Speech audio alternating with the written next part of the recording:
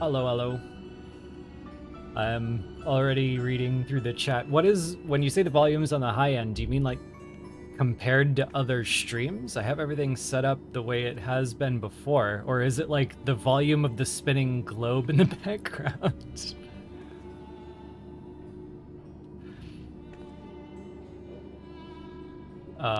Actually, I have my audio set up in kind of a weird way.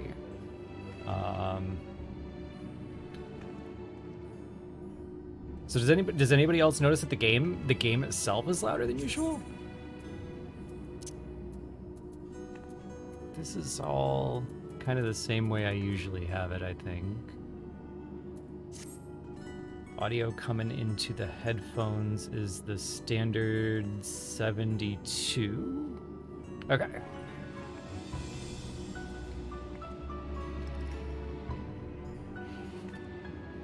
Okay, if it sounds normal to other people, we may just be having quirks here and there.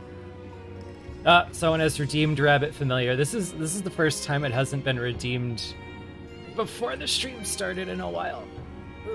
Stream bun has arrived. So we'll do our usual, like, our audio checks. Oh, retreat button. Wait a minute. Hold on. Hold on. Hold on a minute. Hold on. Take a second, stream bun. We have meal replacement latte. We don't have hydrate. Emergency 30 seconds.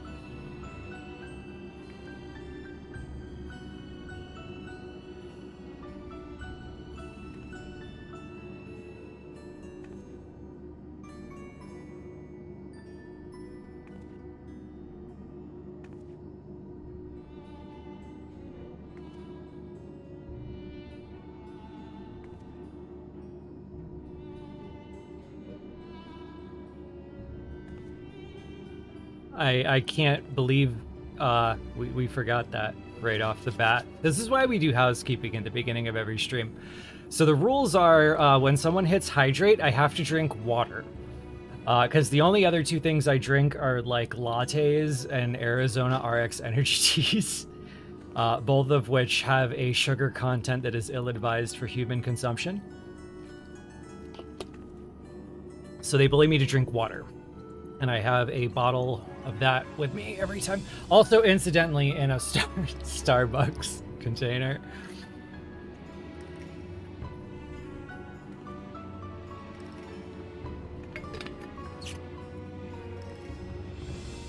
So I forgot that in the freezer for a little longer than usual. And I just immediately swallowed a piece of ice as we're starting. This is off to a good start.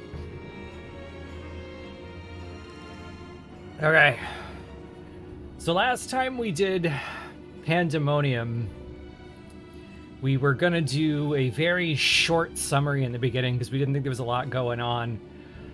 There wasn't a lot of moving parts in the story, and that's not true anymore. So let's do like a ever so slightly more thorough rundown than we did last time of the story so far. So I've got like a very loose summary that's going to outline the longer one I write later someday in the future. Allegedly. We'll see if I ever get around to it. Also, yes, there is a storm coming through. I mentioned it on Discord, but I'll mention it here too. There's storm, there's not storm. There's storm, there's not storm. We're going to try to power through it and keep the power on through it. But if not, I will stop progress and we will come back and complete it at some other time. So, in Pandemonium's past, this all started when we got contacted about a mysterious crystal that appeared in the ethereal sea. And it looked a lot like the ancient stones that they used to raise up the Ascian. So when we saw it in the trailer, we were like, aha! La Habrea's stone! That didn't turn out to be accurate. Or did it? We won't know. But we get there, and they tell us that this thing just kind of turned up in the the Ischioscope or Atioscope or however you pronounce it. I don't think I remember that one from the MSQ. When they started doing the great inventory and getting ready for the Exodus, it just kind of showed up. And they say that it's echoing this voice like, come to Pandemonium. So we head through the Ocular, which is still conveniently very stable. We end up back in Elpis, and we immediately crash into this guy, Themis, or Themis, or Themis. I don't remember the pronunciation of that either, to be honest. And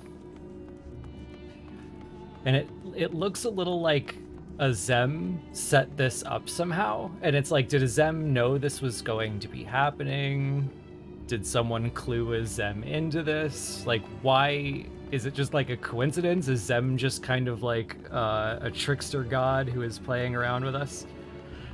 But for a little while, we struggled to identify when it actually took place. Because Themis was saying that he was like working under a convocation member.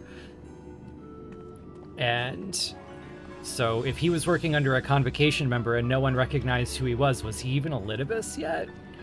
And that turns out to be the case. Yes, he was just kind of being a little deceptive about that, which is, he was kind of hiding his identity to come down and investigate. Because what's happened is there's this place called Pandemonium, and that's where they do research on the creations that are like not suitable for use. They used to take them from Elpis, but now they are like all of the ones that would never have been approved in the first place. So they do research on those in Pandemonium, and for some reason there's an ethereal disturbance there, something wiggy there, so they're gonna go check it out. And this is all very good fortune for us because he's, you know, Themis is able to get us into Pandemonium at the exact time we wanted to go there. Again, very convenient for the plot. So section 1, we walk in, first thing that happens is we get attacked. And it's, you know, like one of the ancients in their Naki form. So we got to fight that guy first. That turns out to be Eric Thonius. I'm not even sure I'm pronouncing that right. I'm not going to pronounce any of these names right until like a year from now. It's fine. So we knock some sense into him. He comes back to normal. And he starts exploring with us and Themis. So now we've got a trio. Yeah, I'm just going to call him Eric. So we take our trio down. We start plowing through Pandemonium, trying to figure out what's going on in there, why the creatures are loose, why there's ethereal disturbances. One of the things we come across is a phoenix, and that is already starting to kind of set up the foreshadowing a little bit, because we have seen the phoenix before with the ancients in a short story. That one had seemed to be kind of a successful summoning, whereas this one was not considered a successful summoning. Though the one that was summoned in the short story had to be put down because it allegedly merged with a transient soul that was bound for the sea and went kind of insane. So we find the first key warden of Pandemonium, who is Hesperos, or as we dubbed him, Hot Chocula. And he's become this thing that's known as a Hemitheos. It's like a demigod of a man fused with a creation. And he's obsessed with La Habrea and bitter with its son and bitter at his son and wants to kind of like take his place. In a way, he's kind of like super jealous of him. And he thinks he's going to impress La Habrea and this is going to be great, but we take him down, get him out of the way. And that's where it starts begging kind of like, what is this Hemitheos thing? Does this have anything to do with primals? Is this the true power of the Echo? Why are they merging these things? And that's where the first one left off, if I remember right, because we leave off with like La Habrea coming to light that this is La Habrea's kid. And the first question we were coming up with was like, is this going to be the La Habrea that we know someday? because we saw like the La Habrea mask we're familiar with on his head. We saw La Habrea's symbol on his crystal. I remember my theory at the time was that this was going to be all about Athena, that just like the Whispers had driven these dark inner emotions out of Eric and Hesperos, I thought, well, maybe the Whispers have driven La Habrea mad, and he's going to try to bring back Athena, and that's why they've got this thematic idea of using the Phoenix again. And it seemed like it was very simple. It seemed like we would understand it pretty easily. This was just going to be reversing La Habrea's villain decay, make him seem him as cool and strong as Elidibus and Emmet Selk were. And we move on to section 2. I'm trying to remember where we started there. I think it was, we agree to take a break, and then they get another signal off the crystal. And Claudian goes off because he thinks he's going to find another crystal. And we go back to Pandemonium as Claudian goes off to search for that. And we learn that the leadership of Pandemonium, or the officials of Pandemonium, have actually sent an official rubber-stamped report that everything is okay. And we know that's not true at all. So we keep fighting through it, and we find out that La Habrea is behind this after all, or so it seems. And this is all about Athena indeed, or so it seems. Except it turns out that the La Habrea we see down there is not La Habrea. In a twist that was on our list of possibilities, but definitely wasn't at the top of my charts, La Habrea didn't just lose his marbles. He split his personalities into, like, 2 people. And the imposter was using his true name, Hephaestus. And so we find out that what really happened is La Habrea somehow ripped out a part of his spiritual self in like an experimental purge of negative emotions and drives, or so we're told, or so it seems. Though how exactly the thing got out is not something he understands yet. So La Habrea is the real one, is finally with us, and he advocates for just nuking Pandemonium and being done with it. And Eric doesn't agree with this. He wants to try to save the other key wardens that are in there. And there's a debate going on kind of between father and son here, and we leverage Elidibus to bring out his emissary status and make the call. And he decides that as long as, he supports the idea that as long as we have everything in hand, that we're going to go Eric's way and try to save as many people as possible, if I remember right. So we just keep fighting through Pandemonium. We get past, the next key warden, Hegemony, I think it was also not itself at first. We seal her away, just in case we can undo that. And at this point, La Habrea starts getting a little sketchy. He wants to leave Eric out of this. He wants Eric to stay back. And he starts saying that, like, he'll be a liability. He's not good enough to come with us. Which, because Eric and La Habrea have this contentious relationship over the death of his mom, really kind of hits home with him. I think I glossed over this a little bit, but Athena was the original Chief Panda. And she died somehow. And La Habrea doesn't seem to have grieved her very much. He moved on with his life, and Eric is still very upset about it. Very bitter at him for it. And Temis kind of backs him up and says, La Habrea doesn't show emotion, but that doesn't mean he doesn't feel emotion. So Temis seems to think that La Habrea feels a lot. Eric doesn't believe it. He thinks he's a cold bastard who's always mean to him. And here we see La Habrea being a cold bastard and being mean to him and trying to leave him behind. So the real thing is, like, why is he motivated to try to leave him behind like that? And we don't get to explore that, because all of a sudden he's starting to have the dark thing affect him again, and he's transported away. So we have to continue fighting through it and get past the last of the key wardens, which, if I remember right, is Agdistis. And it turns out her voice is this voice that we've been hearing since we got there, and she ends up knowing what's really going on and kind of airs La Habrea's dirty laundry in front of everyone. and says that Athena intended to use Eric as a test subject, and La Habrea actually kept it from him. So surprise, we were all worried about La Habrea being horrible. Athena's horrible. It was Athena all along. So you fight through, you make it to Tartarus, you fight Hephaestus. The party manages to bind him and shove him into a red crystal. La Habrea and Eric have a bonding moment, give him the first compliment he's given him in ages. And La Habrea reveals that when he confronted Athena about her research into the Hemitheos and Tartarus and all that jazz, they did the I am become you, we are become one merge thing.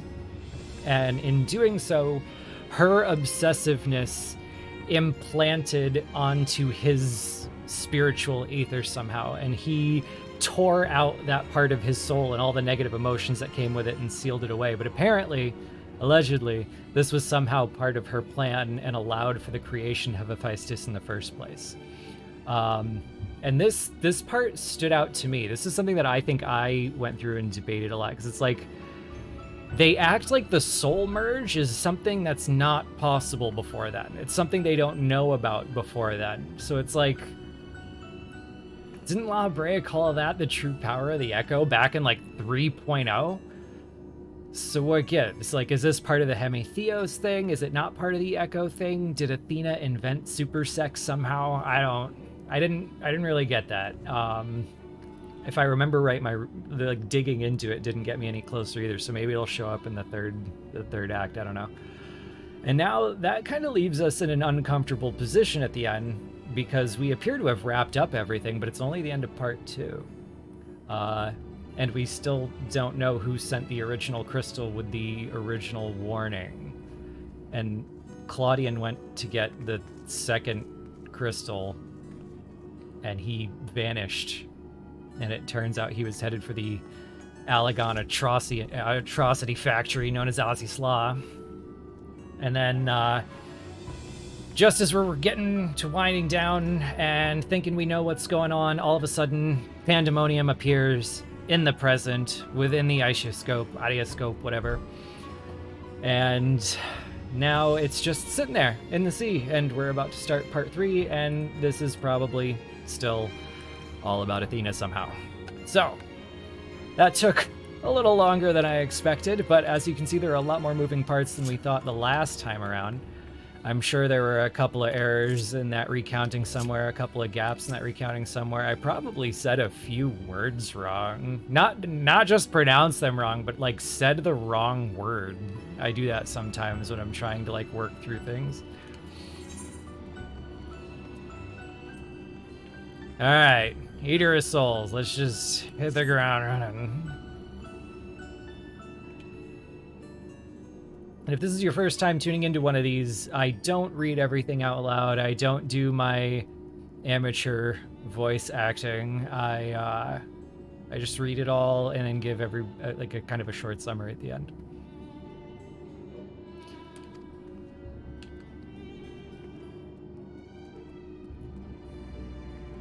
So we've dragged Fortuno into this, and he seems to have new information about Claudian's whereabouts and why Pandemonium appeared, which, okay. Where did you get that for, Shan? If you have no objections, head inside. Yeah, sure. Sounds amenable.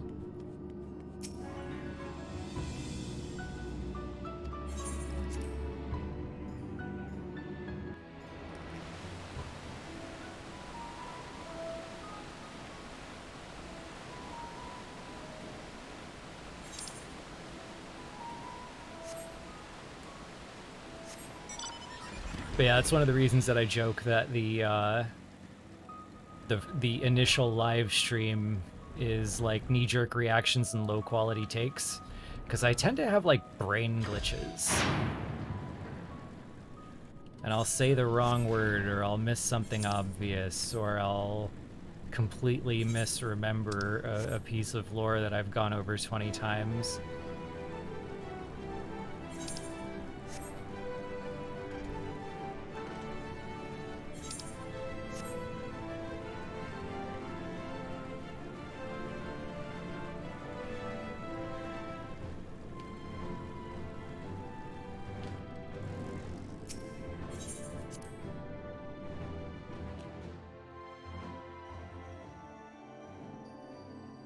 Restore stream bun to his rightful position here.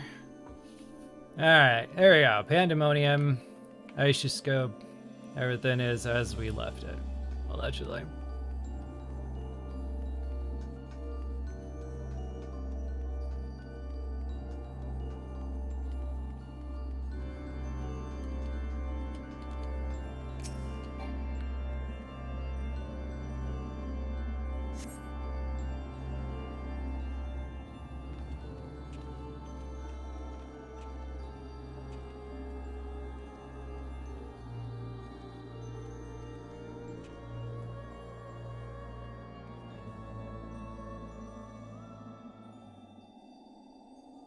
Let us forgo formalities and jump straight to the heart of the matter. Awesome, cool, because I already wasted 20 minutes going over it.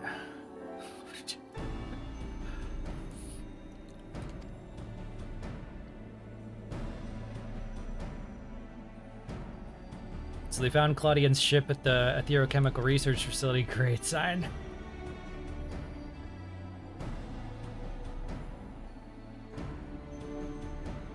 Someone, perhaps him, forced his way into the facility.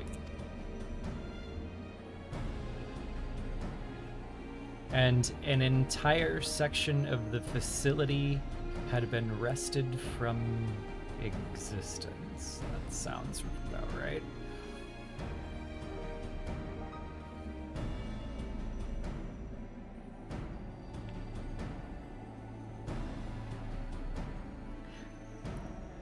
An entire sector of Azizla has been teleported elsewhere.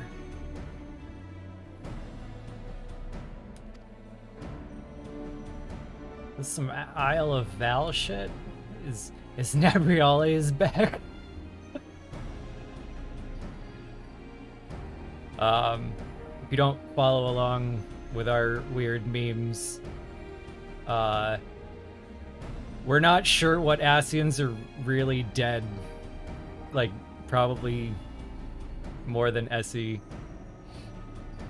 Because if you look at the kind of the timeline of what Asians are alive when, the disappearance of the Isle of Val is supposed to be around 2.1, 2.2, and they say that's when Emerald died, except she has a speaking line in 2.3. So is that just like a straight up error? Did they have to fix that? Does that mean that she was summoned again right away? And if then she was summoned again right away, what other Sundered Asians were summoned again right away? So like, SE probably thinks they're down to like 4 Asians, and we think we're maybe as high as 10. So, shitpost theory.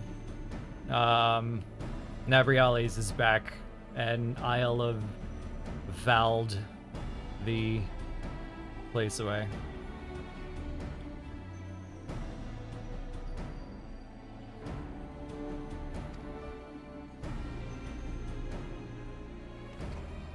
One day we'll fix the ASEAN map.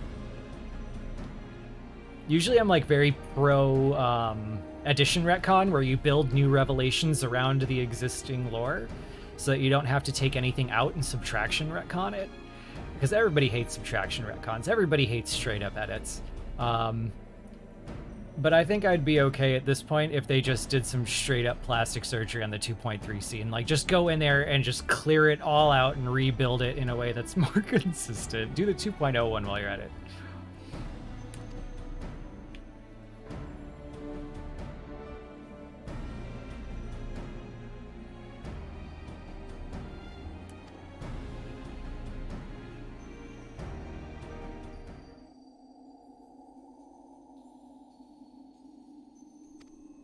So there's another pressing matter. While Pandemonium may appear sealed, an unknown entity was recently spied crawling forth from its gates.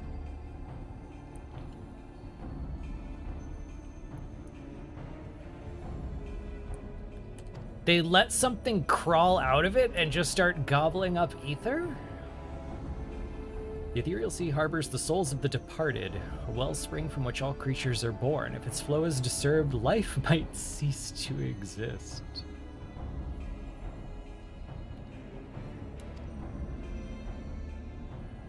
I can't believe I left you here.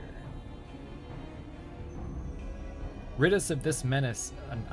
Really? You're telling me what to do when I left you in charge of this place? You told me I could safely take a rest.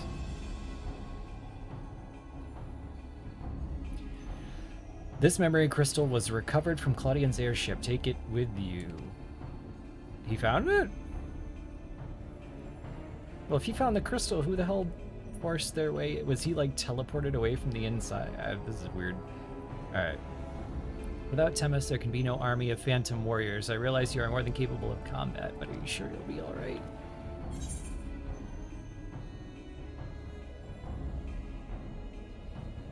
He's not the only one who can summon illusory allies.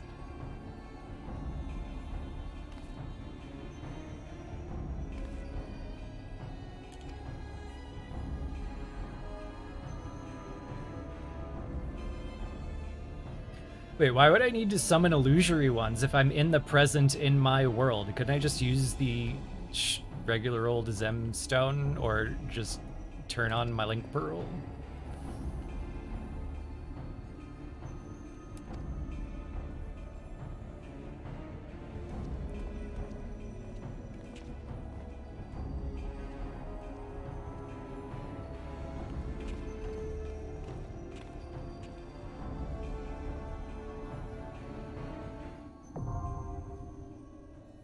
Yeah, it would be funny to use the Zem stone like in front of them. No way the Charlayans would want to study that.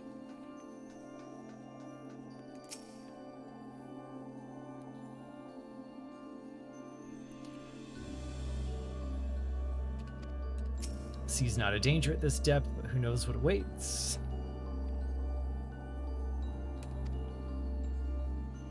Okay.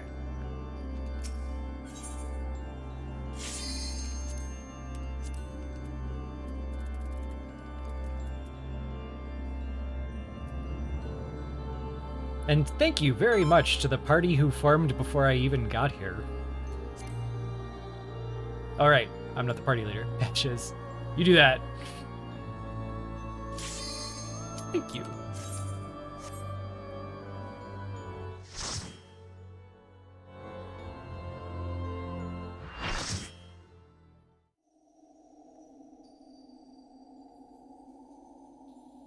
$380. Whoa.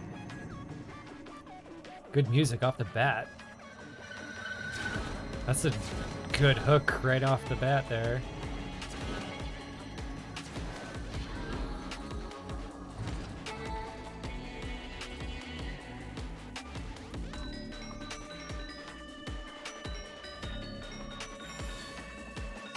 Hey, there it is.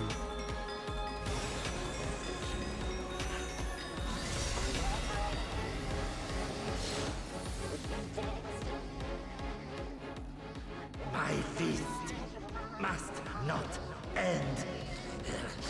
My feast must not be interrupted.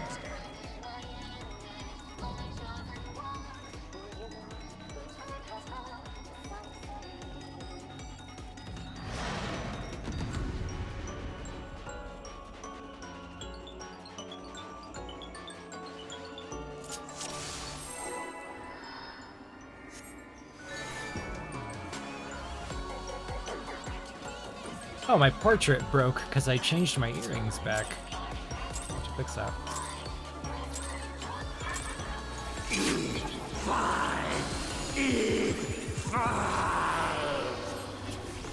Who created this thing?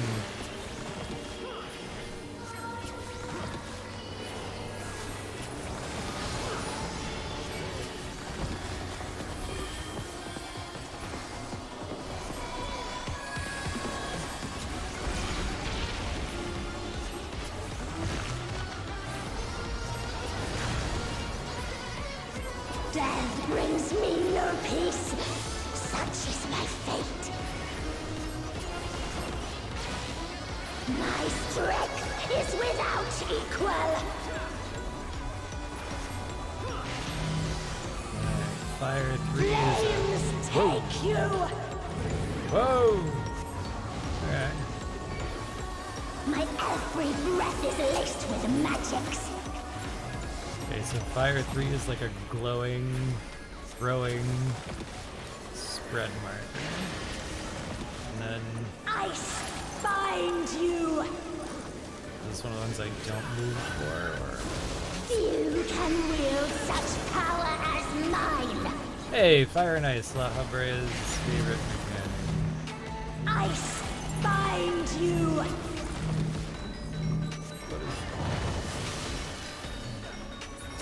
This shouldn't kill you.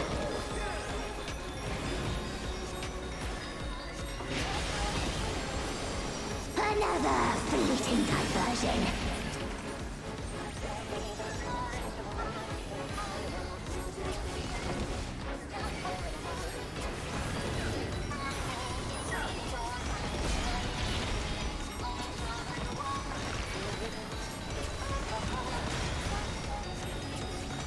Always more killing to be done, and I'm always happy to oblige. Make it fun for me, eh? This is so weird.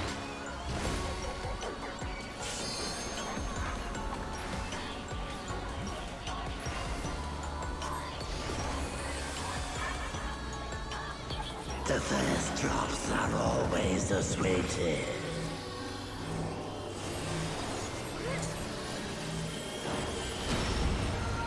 Ow!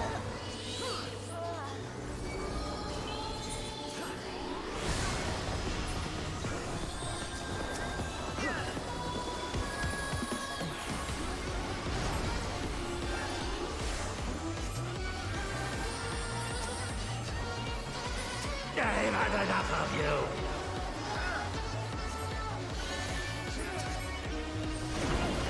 Oh my god, you're right, he does sound like a Khajiit.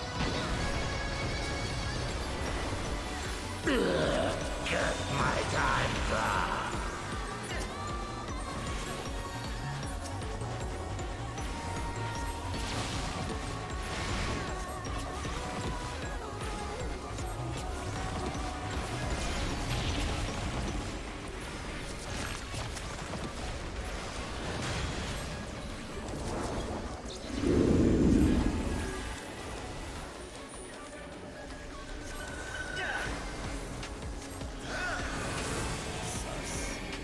Oh yeah, this sucks.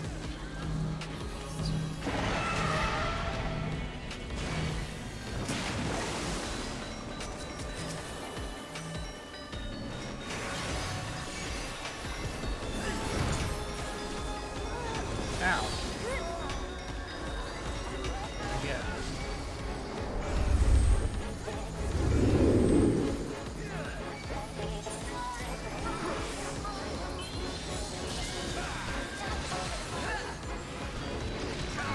Stand here. No, hold on.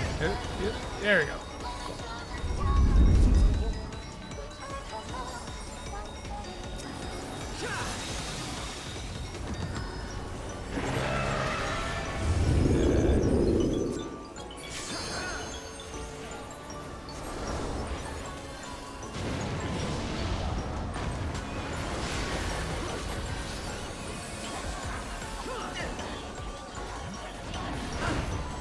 Yeah, don't forget to keep track of the total death count. And this is skewed for a pre-made party, too.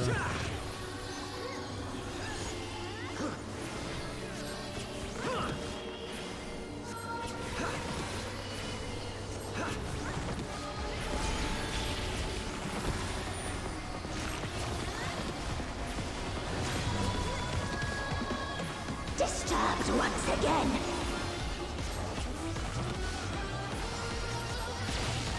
Crumble and die.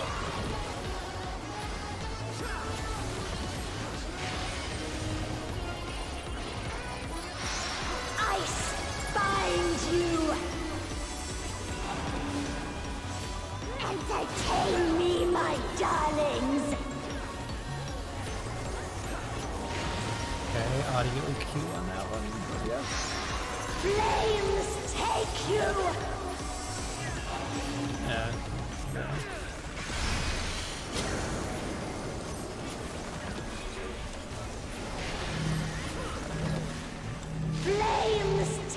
you! This shouldn't kill you!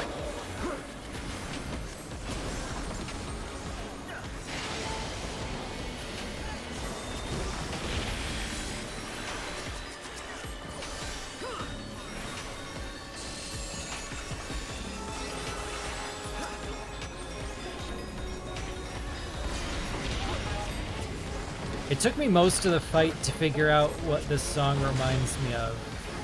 Dot hack on the PS2. That little tinkling sound effect.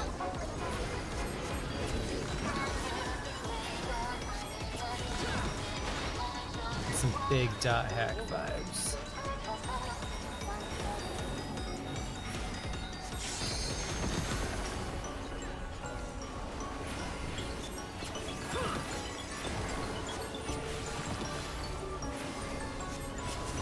I'll leave you bloody and battered.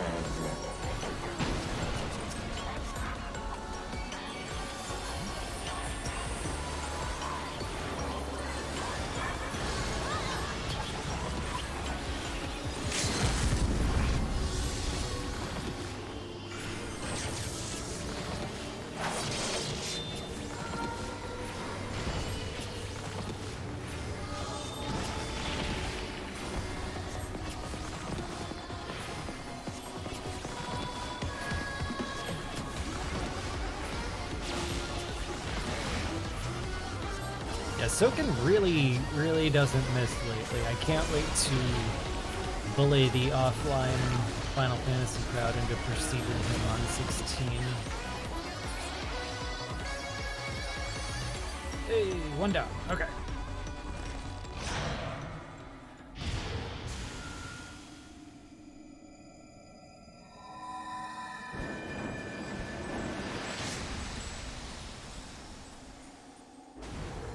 Wrath of the Night King down.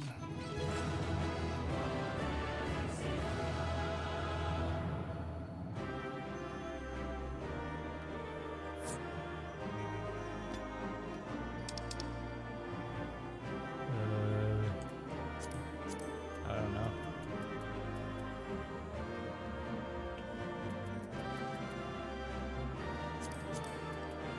I'll just do what I did last time.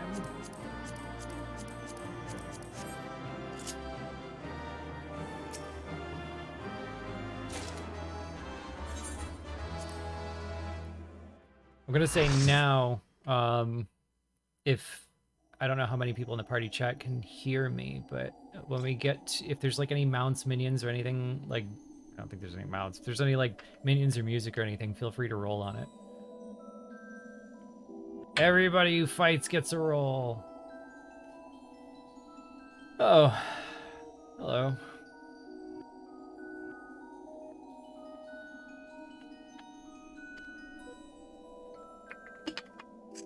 A proper introduction shall set my mind at ease. Sure about that?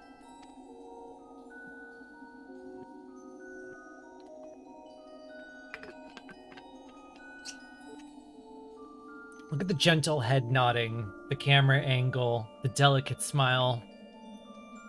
We're doomed. Wife to Lahabrea, mother to Eric. I made Pandemonium anew in the underworld. In a manner of speaking, I am the source of all your recent troubles. That sounds more right.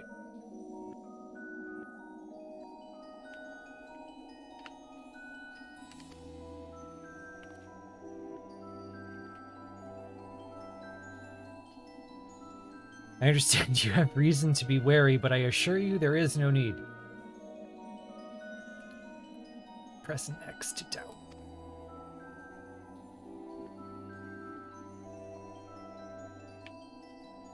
All I have done out of scientific curiosity. That's not a defense.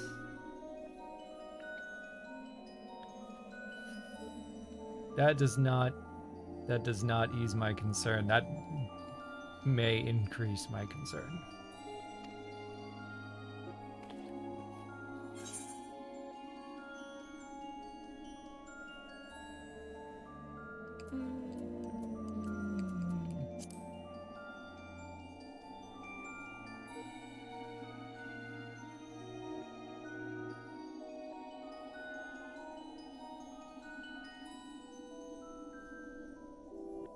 I have not endured this long journey to let my dream of godhood go unrealized. You just said I had nothing to be concerned about, lady.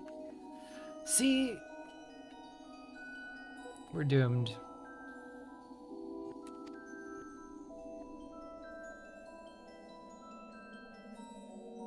Worry not, for I treat all my tools with care.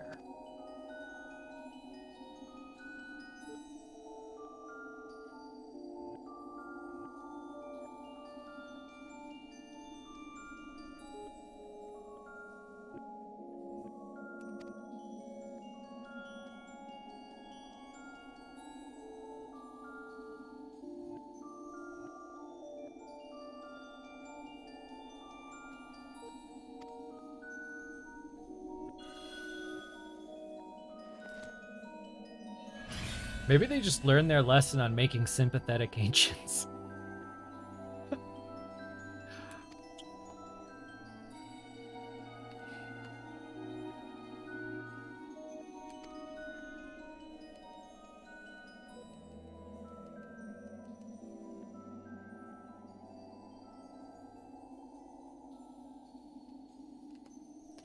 I shall stitch them into the fabric of 2 errant souls.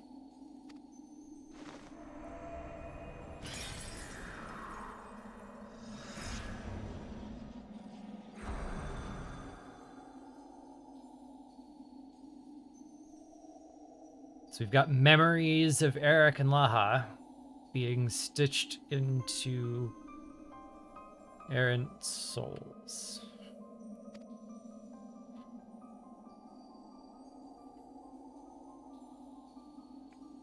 Okay, so they're not on the wrong side of the bootstrap paradox. This is just errant memories, allegedly.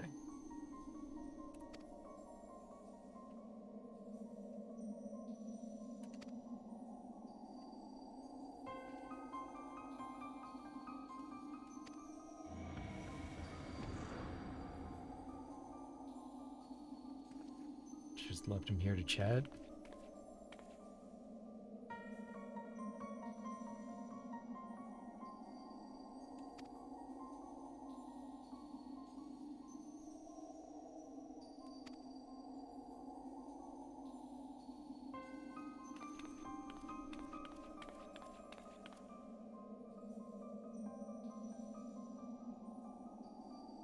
I'm not gonna let my guard down on the time shenanigans just yet. So far, the time shenanigans have been okay. So far, Pandemonium has been following the rule of time travel that I grasp the easiest, which is like... So Vanna's bootstrap paradox starts before Elpis and ends after Pandemonium. So we're in the middle of it, which means that the reason we're doing Pandemonium is because we always have done Pandemonium and always will do Pandemonium. It never happened any other way. We just have to go back and live it subjectively in order to uphold that it happened. And we already like know that everything turns out okay, kinda, maybe. Because it always happened this way.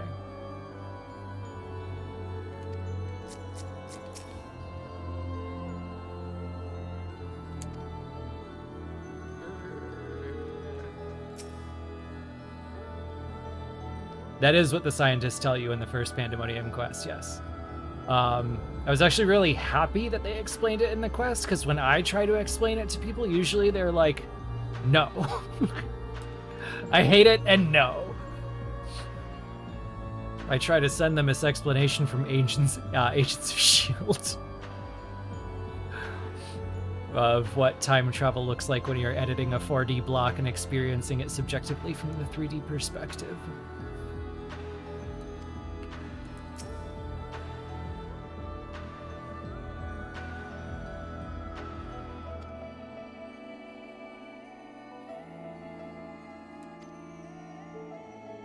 So the memories seem to think we're having like a reunion, like there's a contiguous identity here.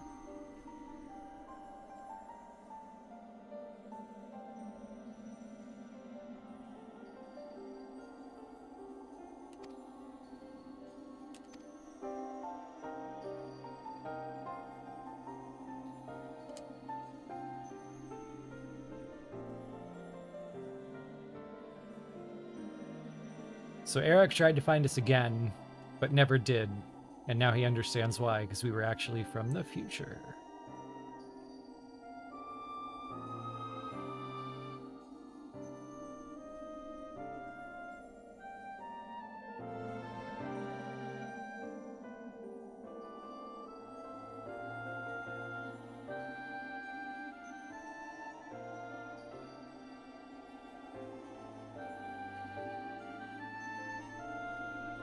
I need La Habrea to ask just one person, why is everyone looking at me like that? And then they actually tell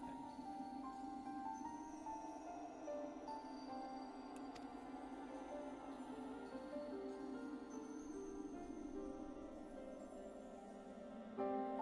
Like the only way this could get any funnier is if, after all of the drama caused by Emmett Selk calling himself a megalomaniacal madman with a terrible plan, La Habrea does the same thing.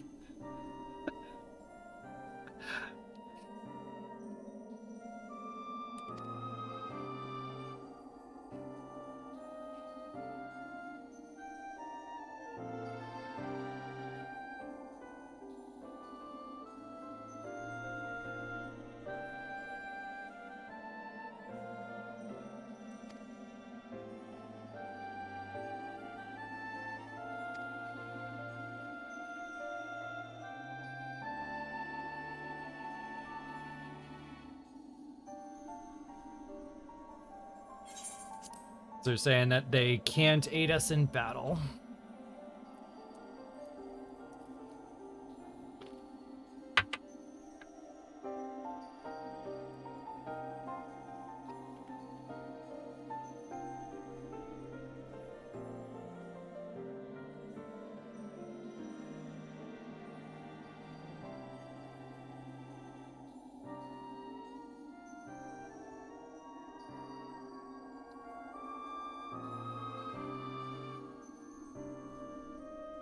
I'm trying to figure out how Athena knew what she knew.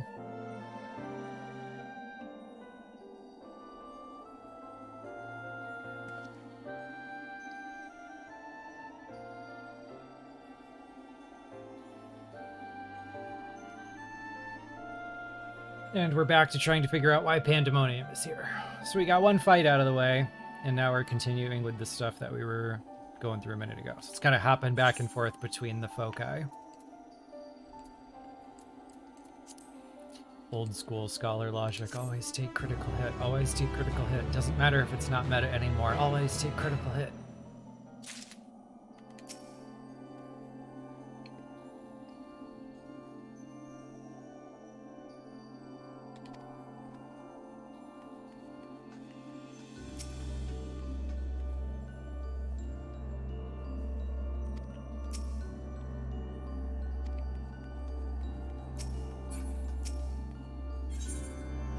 Quest number 2. Why do your companions hesitate to approach? Tell him. Tell him. Tell him.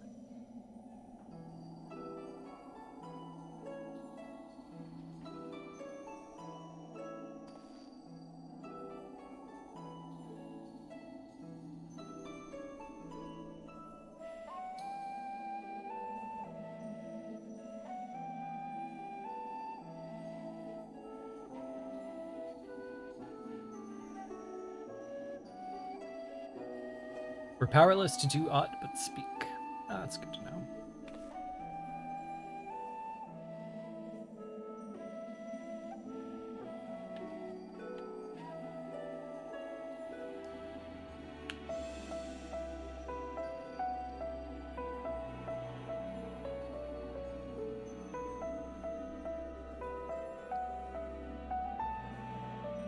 So the Charlayans and the memories of the ancients are going to work together to try to figure out what the heck is going on.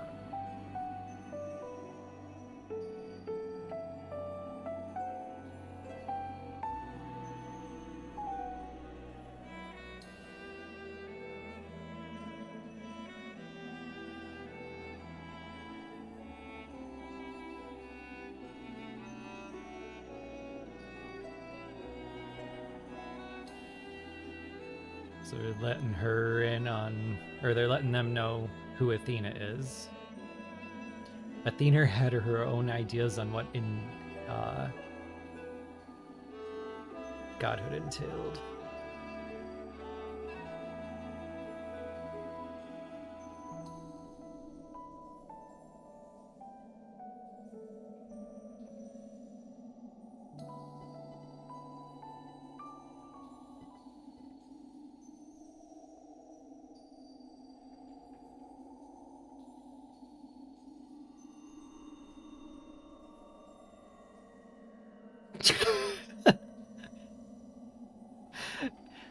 Eric says that, like, when she stepped out, she had, like, a smile on her face, and that he felt, like, an affection for her, and it cuts right to Moose, like...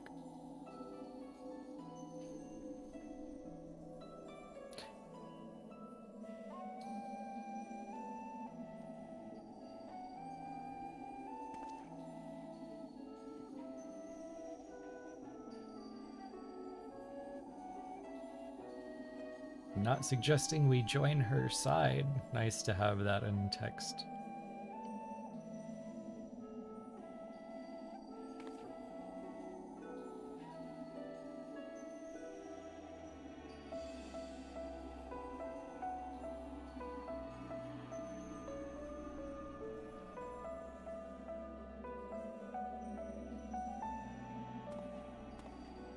You joke, but I thought early on this was going to be an explanation of where tempering came from. I thought, like, Pandemonium was going to end up being a, like, proto-Zodiarch. They're talking about Orosite.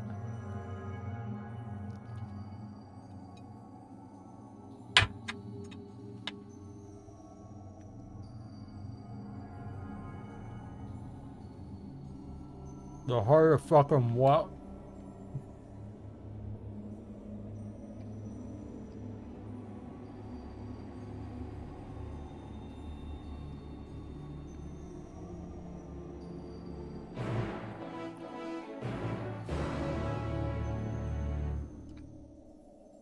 Did they just drag Sabik into Pandemonium?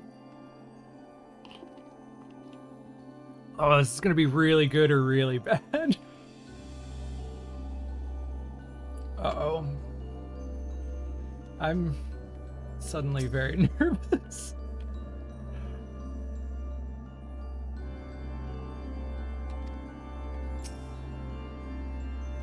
So, I assume everyone here knows what the Heart of Sabik is, but if you haven't been playing since the old days, when it first came up in Praetorium, in Japanese it was called Black Holy Stone Sabik. So we knew it was an Orosite, because that's their term for Orosite, Holy Stone. And it was supposed to be this big MacGuffin that enabled the Ultima weapon to work. And it was talked about like it was this huge, powerful thing that Alog didn't even understand. And then it disappeared in the story. It didn't ever come back. And we were told that it was going to come back. And then it didn't. I think the plan changed. I think it was going to come back as part of the Omega arc. That's my suspicion. Completely baseless. Please don't think I'm spewing secret canon here. My baseless suspicion is that it was going to come back during. We were told it was going to come back during 3.0. I think it was going to come back during Omega, and they switched it to the Eyes of Nidhogg so that they could connect it to Shinryu and the MSQ, and because. If I remember right, they got a lot of feedback about Alexander not being connected to the MSQ. And that was always my suspicion, that that's why it didn't come back in 3.0, but I could be totally wrong about that. So, Sabik just vanished for a while, and then it came back up a little bit in Werelit, where they developed a synthetic Orosite system to replace Sabik. And we have been joking that everything unexplainable is the Heart of Sabik for years. How is Gaius killing Asians? He still has the Heart of Sabik. Where did the Shard of Zodiarch from the 13th go? It was Sabik. So apparently the writers have chosen to bring Sabik back and put it in the new raid story, which is either going to be really cool and satisfying or really disappointing and frustrating. I'm wishing you luck, guys. You got this.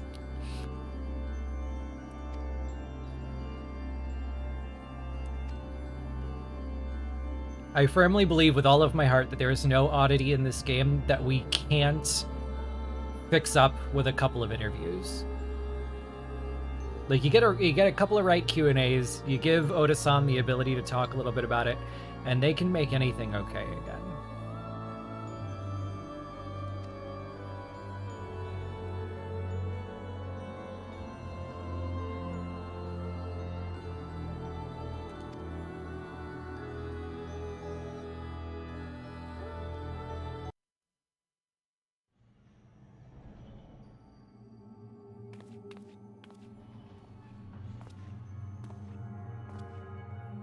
The real heart of Sabik was the friends we made along the way.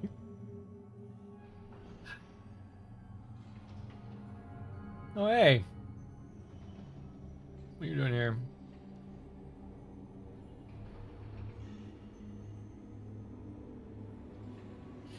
I am not the true Themis. I was made by Athena. Illusion built from memory. No more real than La Habrea. That's good. Good. Good.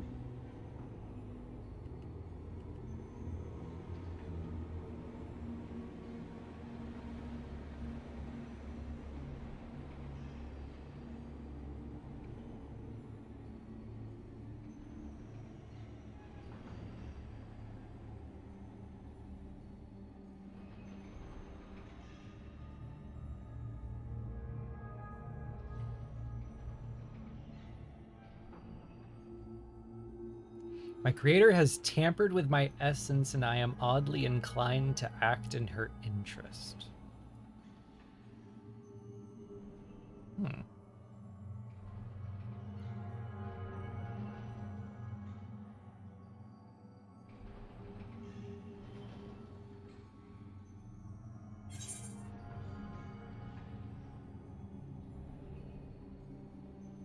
I would feel terrible if I had to trounce Elidibus again.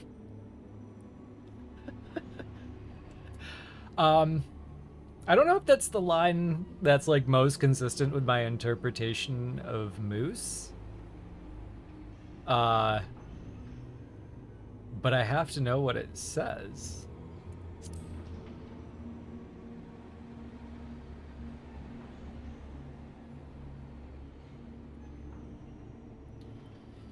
Cannot defy the urge to stand against you. Okay.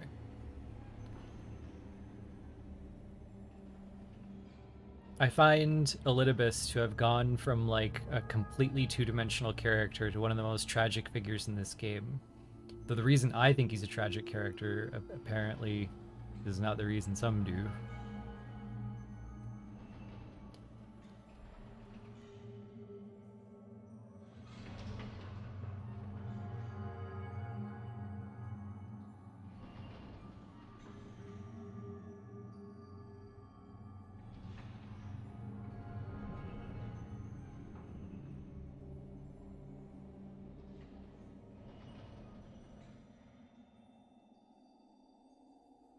So Athena desires to know how something as faint and wispy as me is able to defeat these creations, so she will now be observing me fight whatever this is.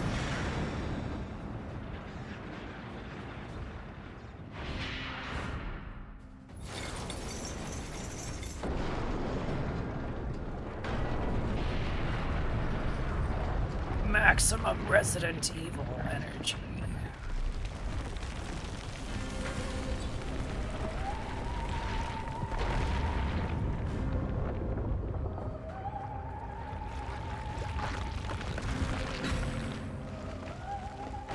Jesus. This is like, what if Castlevania had the G virus?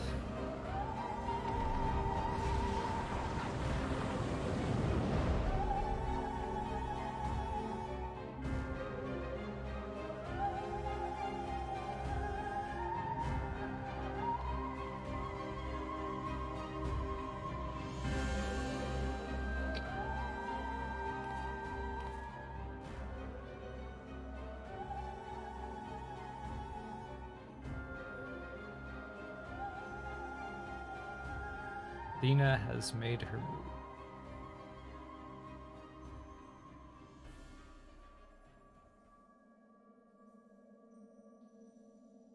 Yeah, it's not every day you see La Habrea look shocked.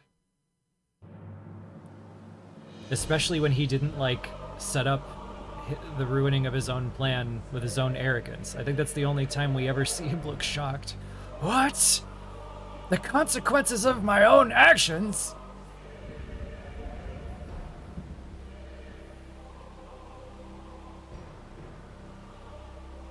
Lifeless stone imbued with a soul. Pandemonium.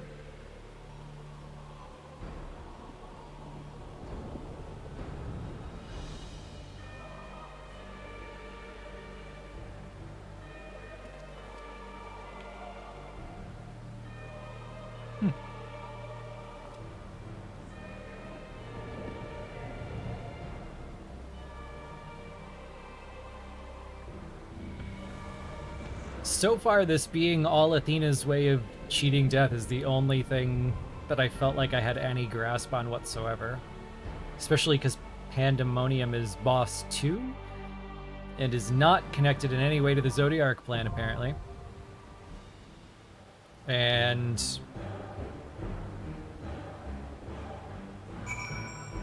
looks like somebody spliced some Silent Hill energy into the Resident Vania.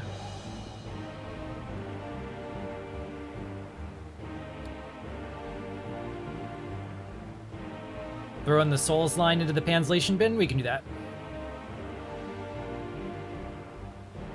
Check out the backdrop.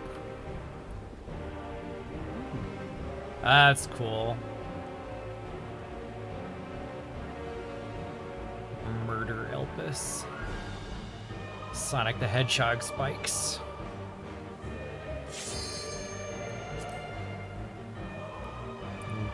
Weird. Is that like a deliberate Dalamid motif, or is that like a coincidence? I don't want to get apophenia. I try to avoid apophenia at all costs.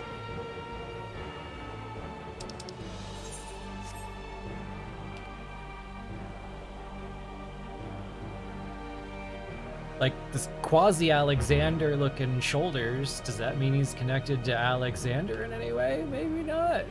I mean, Alexander didn't look like a crab. So I can't figure, like, I don't want to make any assumptions until I dig a little deeper into it. I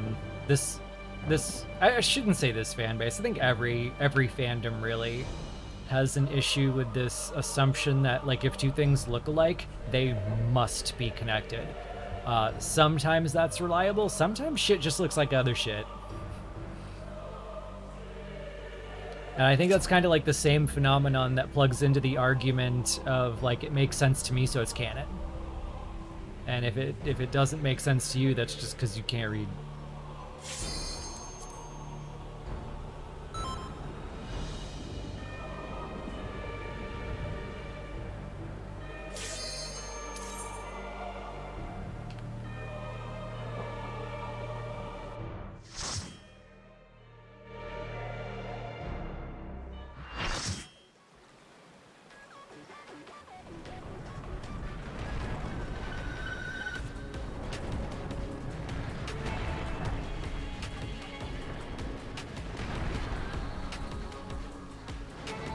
Oh, hey, Morgana.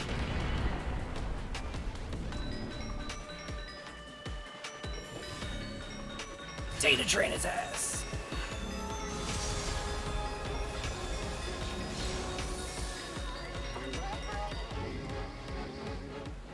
I am Pandemonium.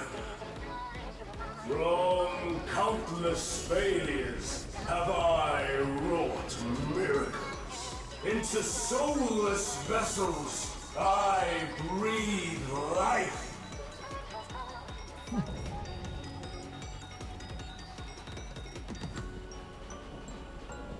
So we got like a Castlevania canvas, warped by the G virus, with some Silent Hill sprinkled on top, and the Dot Hack soundtrack. This is like it's like a PS2 fever dream up in here.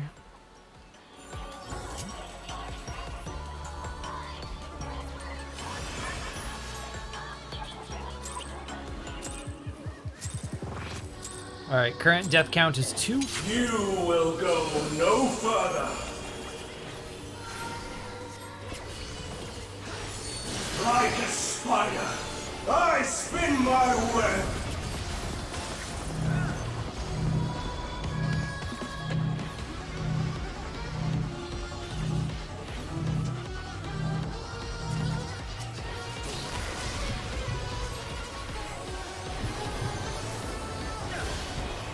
Hey, haven't seen the web break mechanic in a long Offers time. no escape.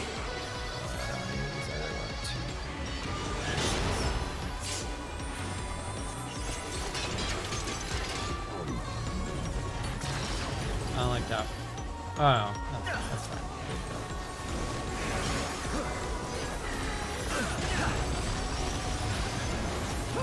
I mustn't disappoint. Lady Athena.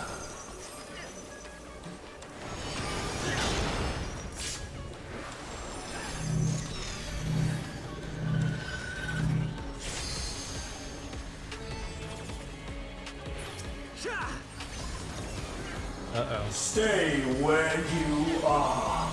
The little falling towers do different things, but I didn't pay enough attention to recognize the telegraph of which one does which.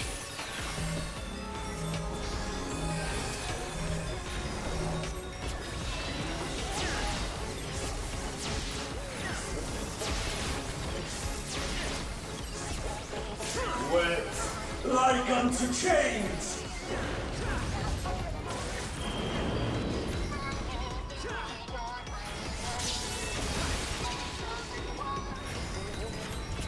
A tangled morsel, awaiting death.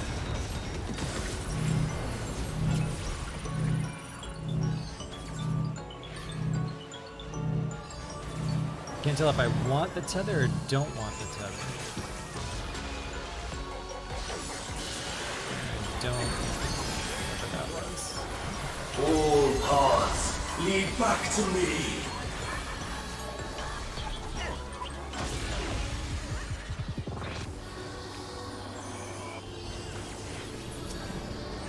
I offer a glimpse of Lady Athena's power!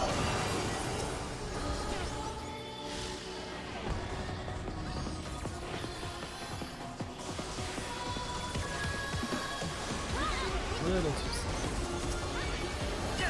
Stay where you are.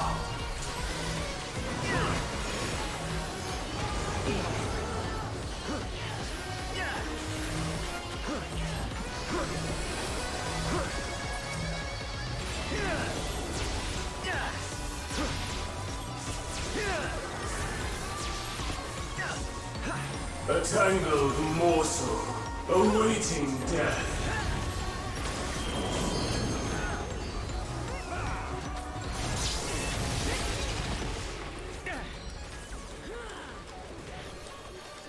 Dude, what? All paths lead back to me.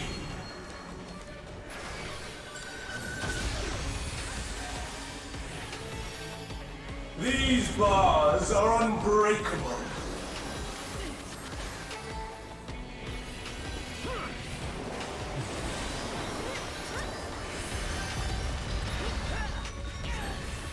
I see. Don't touch the dome.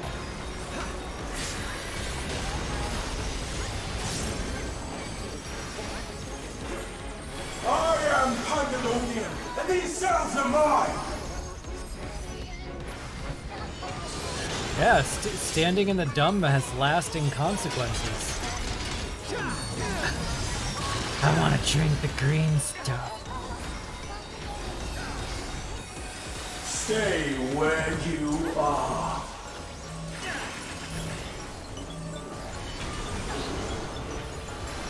Bear yourselves to me.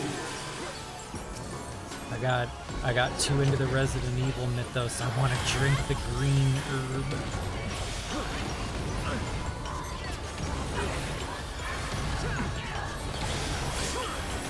Your punishment shall be unending.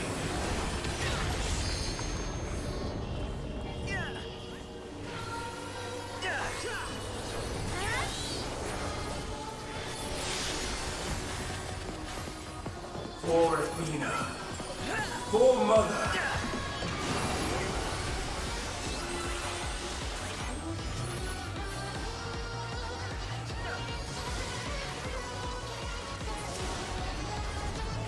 I'll give you special cells.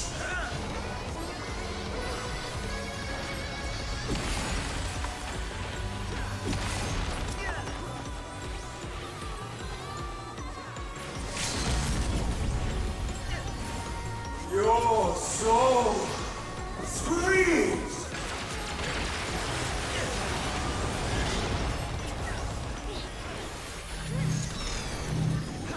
I still haven't remembered to try to recognize which ones are chainy chains and which Like ones are unto donuts. chains!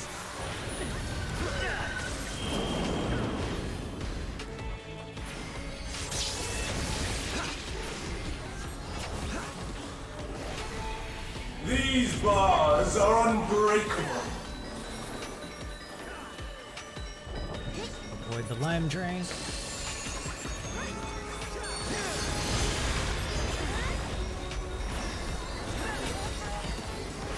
Stay where you are.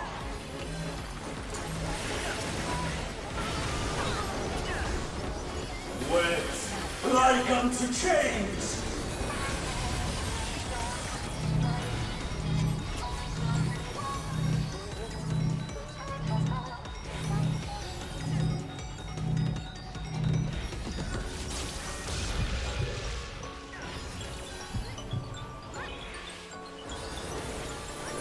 All paths lead back to me.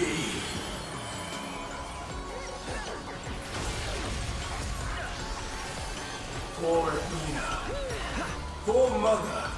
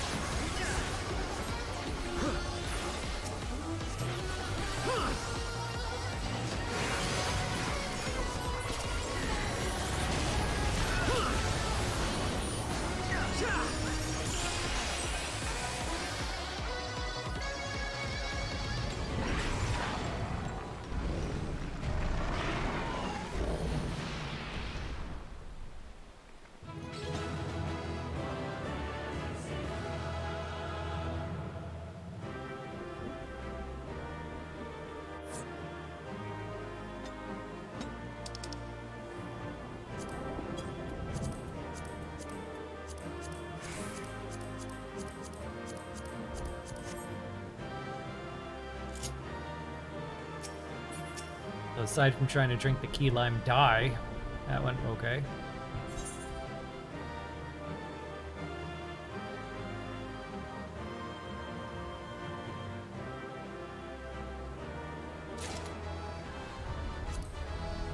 Speaking of drink, I have an over 2 hydrate.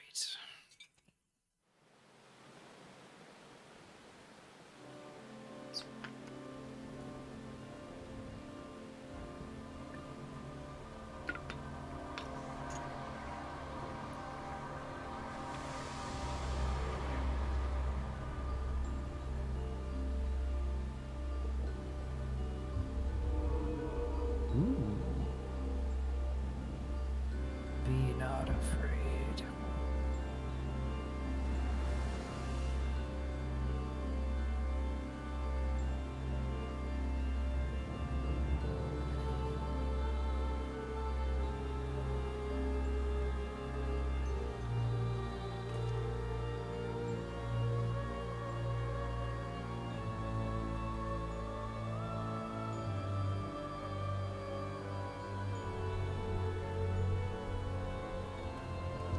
Pandemonium's final gate has been cast wide. What's with the biblically accurate pride flag?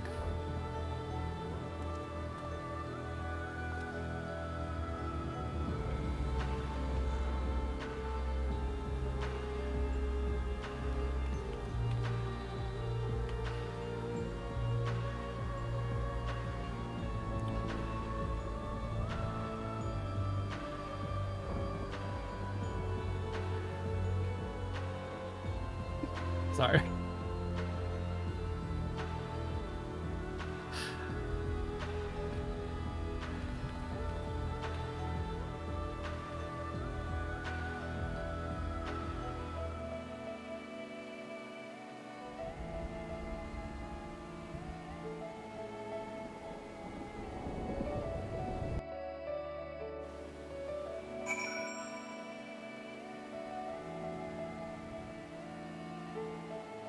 Whew.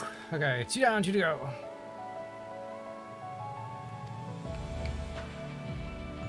I love how they just like dropped the name Heart of Sabik and then just kept going. So we know Auracite's involved.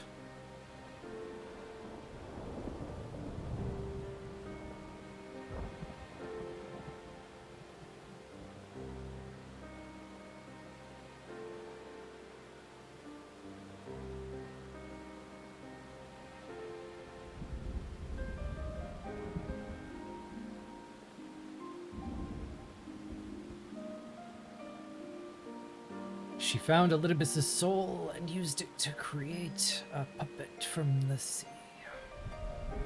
This poor guy's soul has been through so much.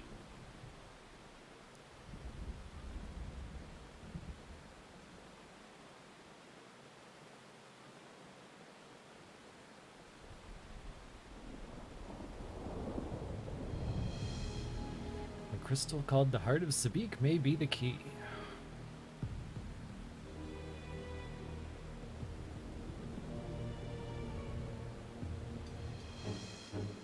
Oh, they gave Eric a very quick rundown on everything Ascian and Calamity. We would have considered them childish fantasy if not for a name that rang true to La Hebrea's memories. What's that?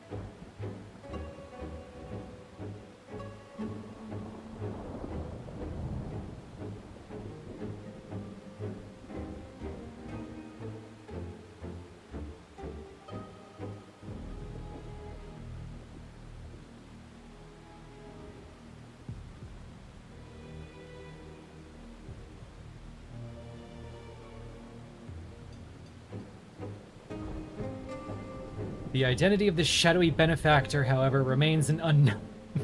Yeah, does it?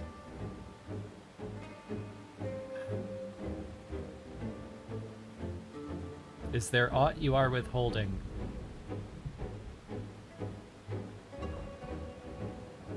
Do I get to tell him?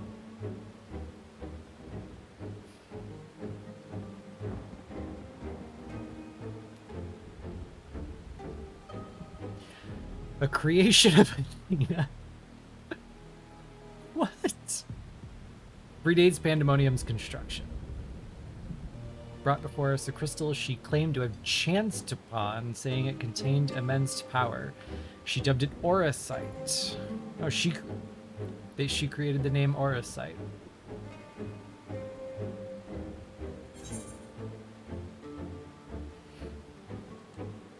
Okay, this is getting weird. So, the Heart of Sabik predates Pandemonium, was and Athena claims to have chanced upon it and dubbed it Auracite. How does this all fit together?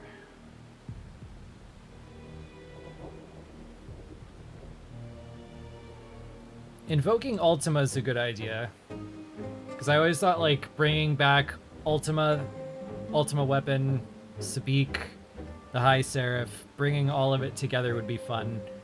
But I'm surprised they're doing it without the Ascian that's named Ultima. Alright, what is Auracite? How did she find this Auracite? Let's straight up ask. What I was hoping this was all gonna tie into was kind of like a proto-Zodiarch. Like, whatever was going on in Pandemonium would have tied somehow into that, and using like the power of darkness and learning more about the power of darkness. I was trying to hope for that. But in Praetorium, they referred to the Ultima spell as, quote, a sliver of their god's power. So how can the spell Ultima be a sliver of Zodiarch's power? And then we go through to Ivalice and we find out that the Ultima we face is almost like a primal-like entity created through worshipping the power of the Ultima spell. What? I've been waiting for them to pull that all together, especially the description of Ultima that's on the Triple Triad card and the description of Ultima that's on the statue that came out.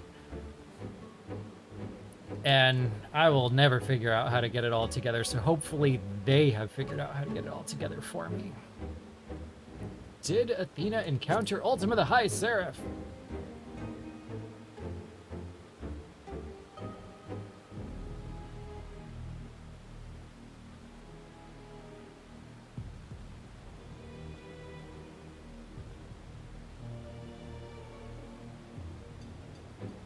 I know not of this High Seraph, but Athena was never forthcoming in how she found the crystal. We came to suspect that it was not of our star. Magnifies the desires who come into contact with it. Makes sense, makes sense.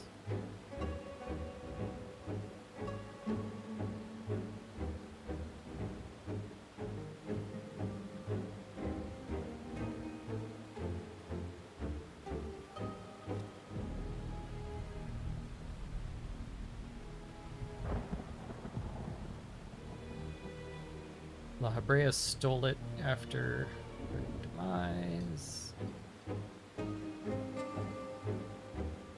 He elected to safeguard it himself.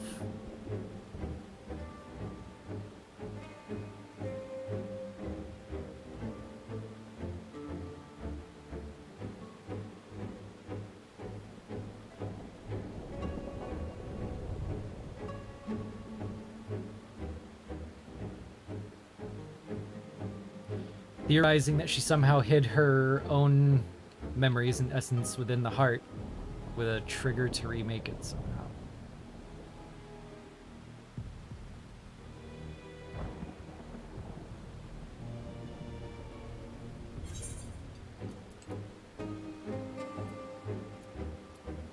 Always critical hit, always critical hit, always critical hit.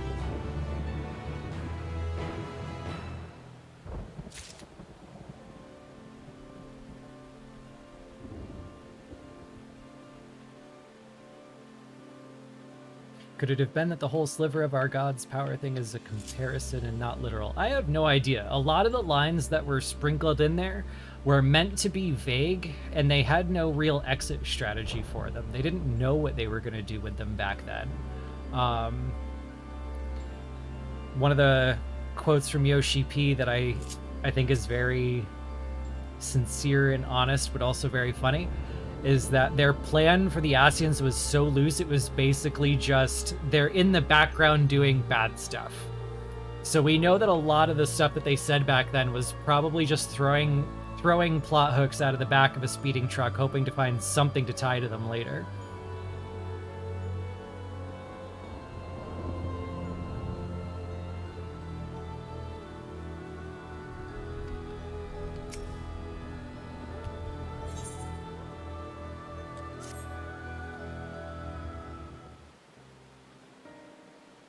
I'll have to go back and see if they changed the line from the quest at all.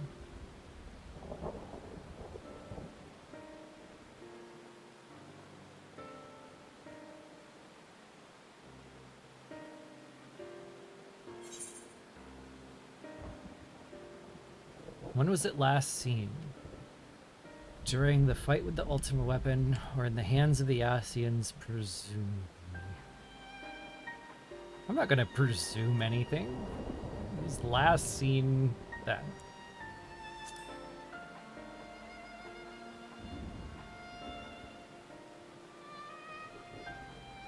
Triumph and failed to recover the heart.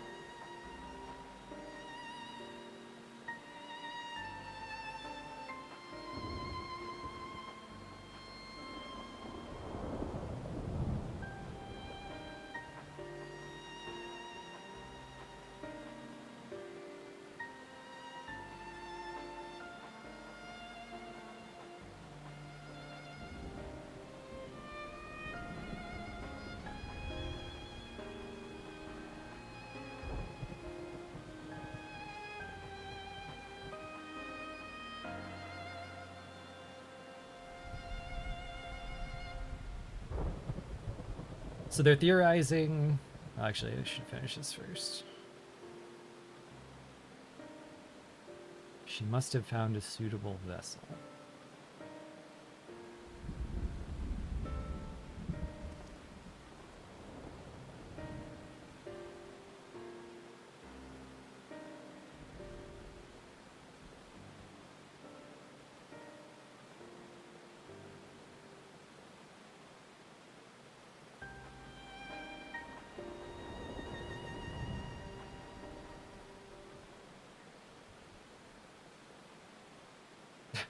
As pleasant as this discussion is, we require more information.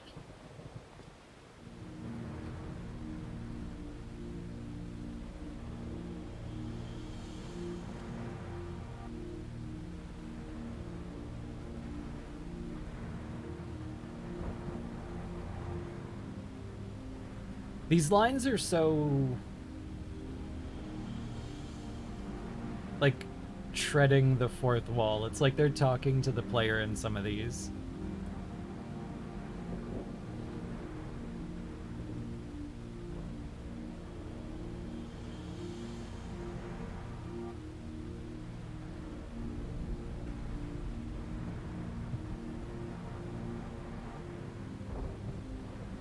Themis would never have wished to be your enemy.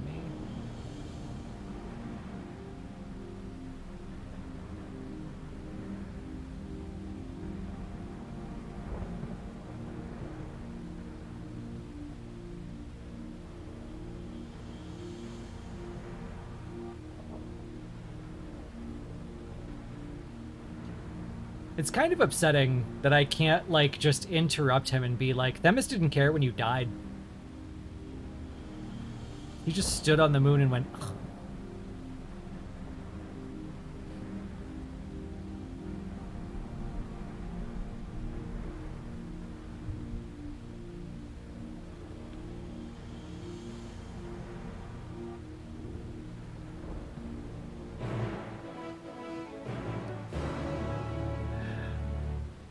So in short, their theory is that La Habrea must have taken the heart of Sabik from the Ultima weapon when he left. It was still on him when he died in the Etherochemical Research Facility. That's why the other stone was there. That's why Claudian was there. That's why all of this happened there. And that Athena's path to godhood is going to have something to do with all of that. So that's cool. I like the way they're stringing it all together. Poor Elidibus. Poor Themis, man. How many times has his ether been corrupted now? So you got your starter dude, and then his soul is partially corrupted in like the transformation into Zodiark when he's like made part of a primal summoning and turned in the core of a primal, and all the people's hopes and dreams are put on him. And that like basically binds him to the will of their plan. He can't be loyal to anything else. And then Zodiark remakes his essence out of that, which then corrodes through amnesia over time.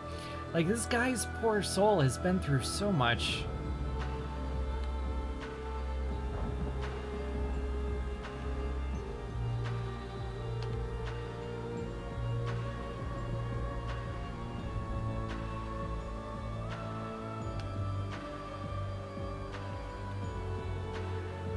So yeah, and that's one thing like I agree with, is that like I feel like they're setting that up to show just how much Elidibus was corrupted. Like, to say that Themis never would have wanted to be our enemy in the first place, when the Elidibus that we met was so far gone that he wouldn't even honor Emmett Selk's last wish. He said that if Emmett Selk would ever say that, he was unworthy of the name Original, and he should have been like forcibly put back on the course of the plan.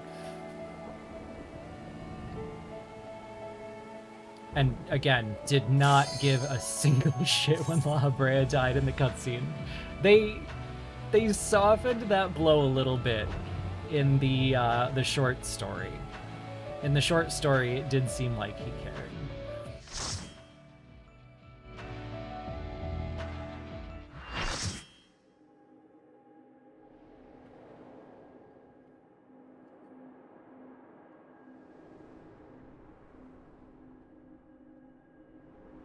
But yeah, that's, for me, that's the real tragedy of Elidibus. That your whole job is to be an arbitrator for the convocation. I suppose I have Athena to thank for this incarnation.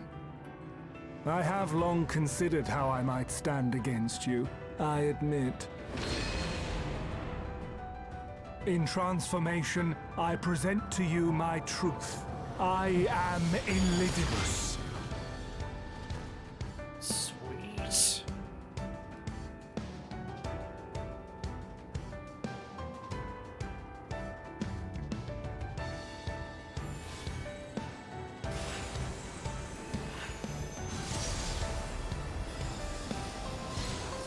So yeah, for me, the real tragedy of Elidibus is that, like, you're supposed to be the arbitrator. You're supposed to find the best path forward when there's a conflict. You're supposed to be open to all different paths. And in summoning Zodiark and becoming Zodiark, he accidentally tempered him and all his friends to one plan. One rigid plan that we now know never would have worked.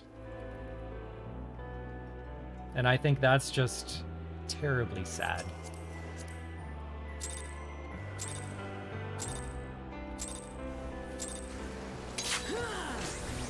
My heart quivers in anticipation.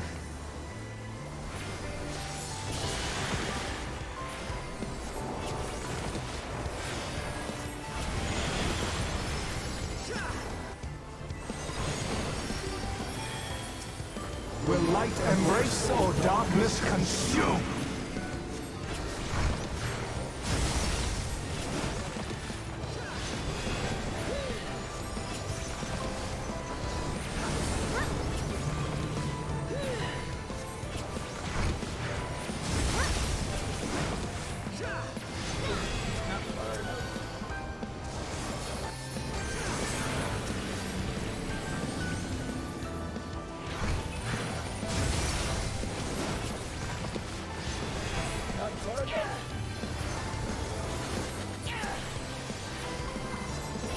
Too busy looking at the details of the model to study the mechanics.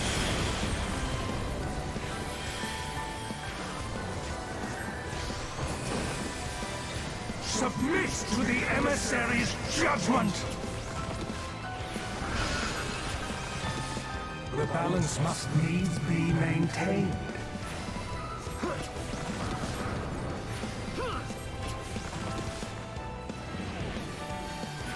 Am I in the wrong one? Oh, I'm in the wrong one. No, I'm not. Wait, maybe I'm not. Maybe I'm not. Opposite day, maybe. Will you be judged worthy to exist?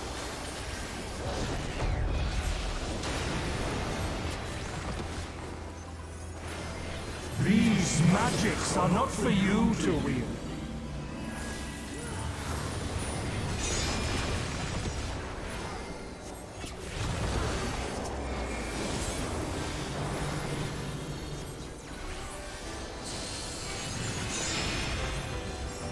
I'm trying to study the mechanics while following along in the chat, and I can't do both, so I'm gonna embrace death and read the chat a little bit.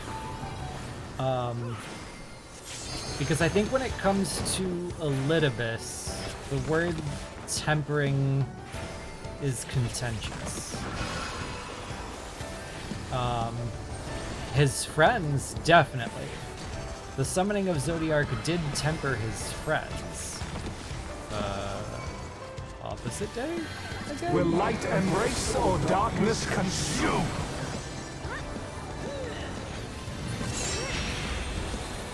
I didn't die. I still only have Will you 4 be judged involved. worthy to exist? Okay. Now to take your measure. So the question, like, practically speaking, it doesn't matter if the word tempering is accurate, but I think whether that word is accurate is really contentious. If you are warped into the primal heart of something and you are that thing, have you tempered yourself? And that's really, like, kind of the question. Would we say that Thoradin tempered himself? Probably. Would we say that Yotsugi tempered herself? Almost definitely. But would the ancients have had kind of a better grasp on their intent? A more precise way to do it? Maybe. Would it have gone more sideways because all of the thoughts and prayers of all of the ancients who were sacrificed have warped him more? Shall never die. Arguably, maybe.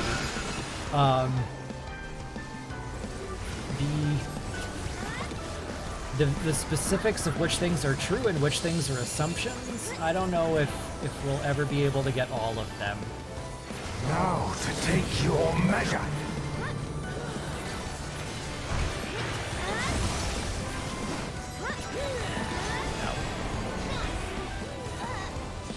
Oh, I left the opposite danger.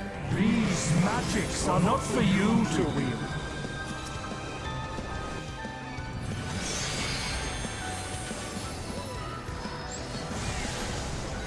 Will you be judged worthy to exist? Oh, am I gonna die again because I don't have the buff?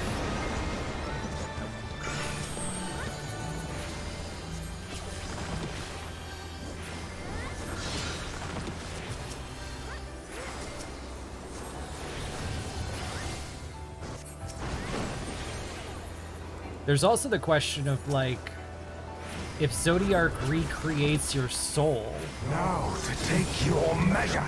would you be tempered in that, even if you weren't terribly corrupted by the summoning? For victory! Though there's a really ominous line in the short story where he's like, "You will make the right choice and I will see it through." And I liked the idea that it was actually the summoning that warped Temis. And because they all really believed in the plan, even if it was flawed, we couldn't really act against it. Warriors forged in my own image. And that makes that line very, very creepy. But again, everyone's kind of entitled to their own interpretation until we get solid citations on every part of it.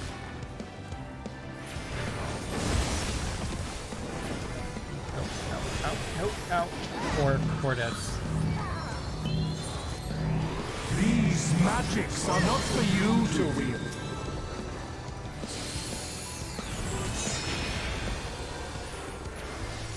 Power from beyond!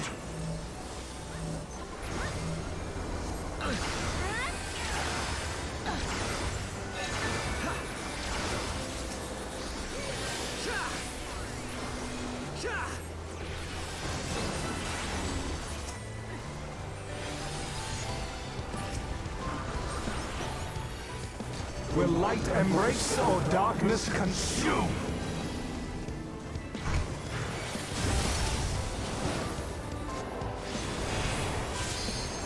For victory!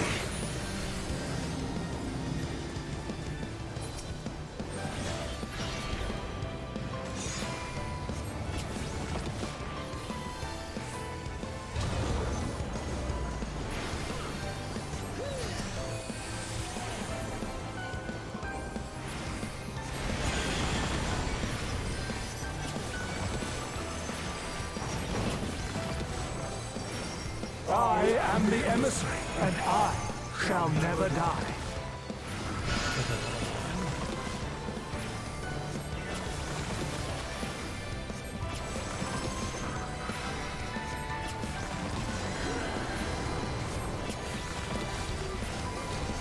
Now to take your measure.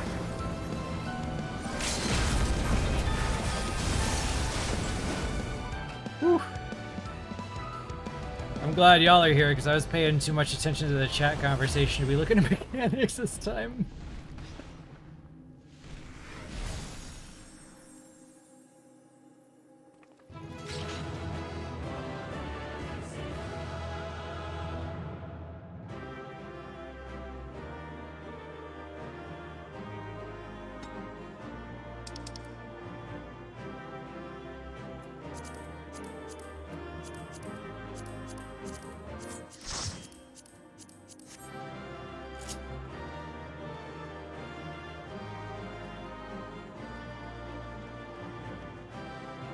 Okay, wait a minute. Hold on. 1, 2.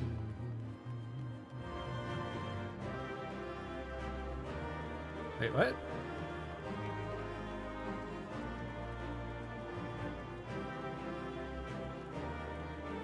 Oh, okay, there we go.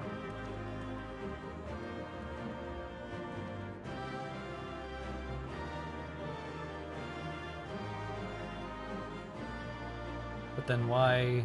Hey, our spiral! Hey! It's been a while since we've seen the spiral theory symbol come back.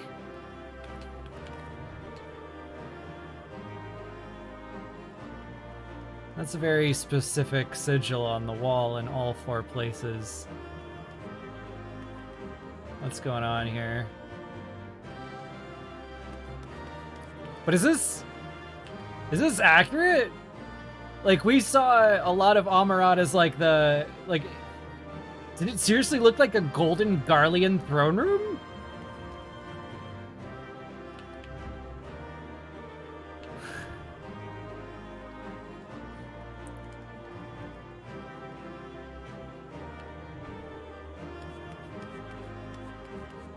Actually, the outside looks gold in an unexpected way too. I don't know, maybe it was just like we saw it in a despair mode and we saw it on a bright day mode.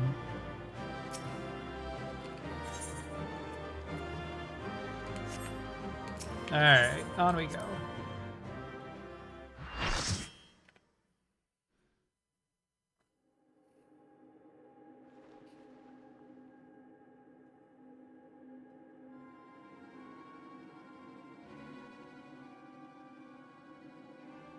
The fog has lifted.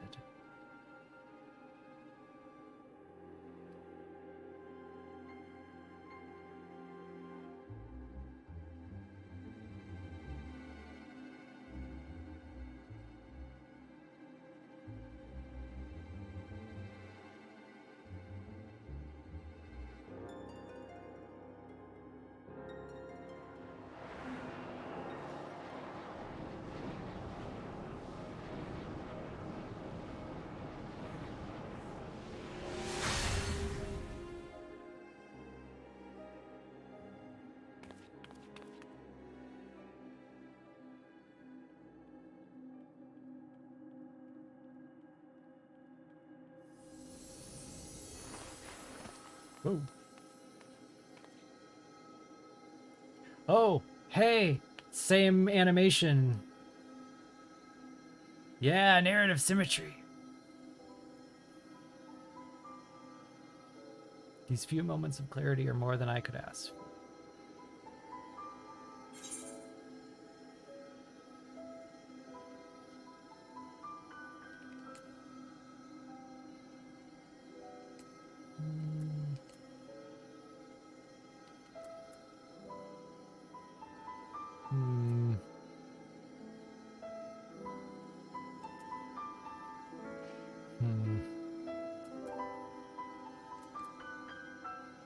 I don't think any of these fit with Moose.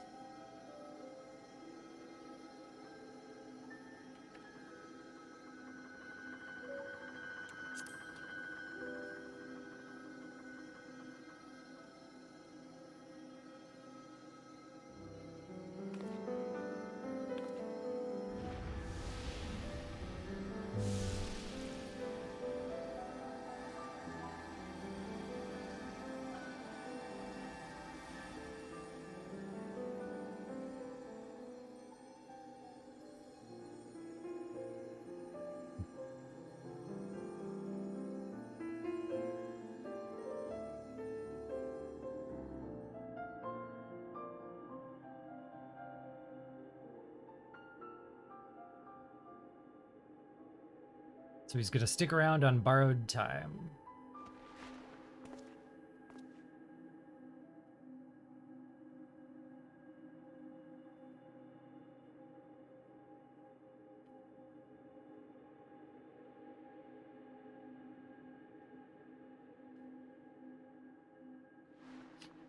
I love these moments with him though, because in my preferred interpretation of the game, seeing this version of Elidibus highlights what he had, like just how warped what he had become was.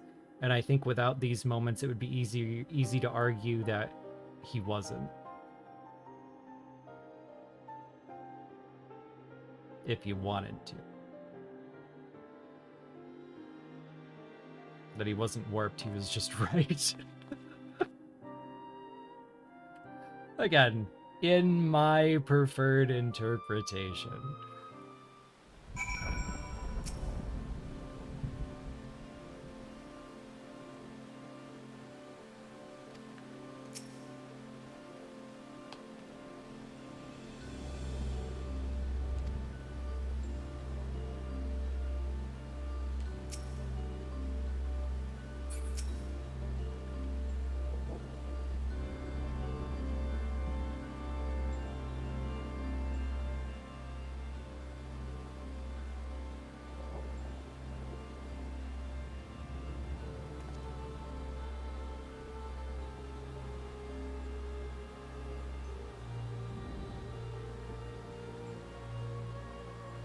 But I think that's why they include lines like Temis never would have wanted to be your enemy.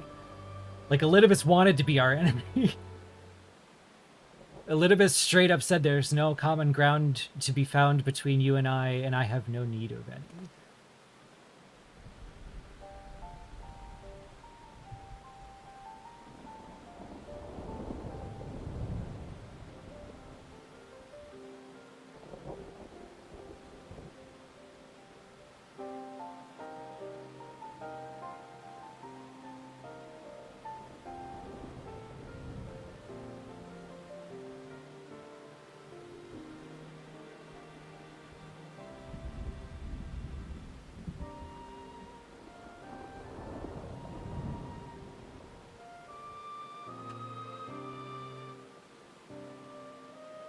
One thing I really appreciate about the way that this has been put together so far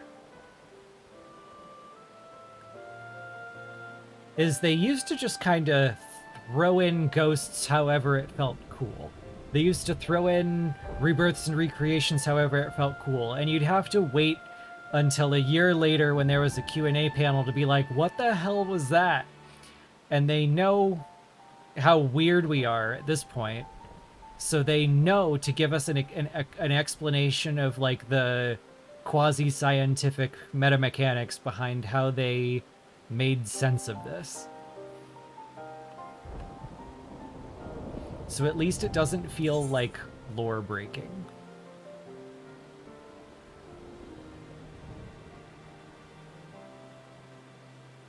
While I have it on this screen and I have a hydrate up, I'm going to do our one stretch break for this one. My leg is a little numb. So, stretch, hydrate, use the restroom, get a snack, do something. We'll be back in like 3 minutes.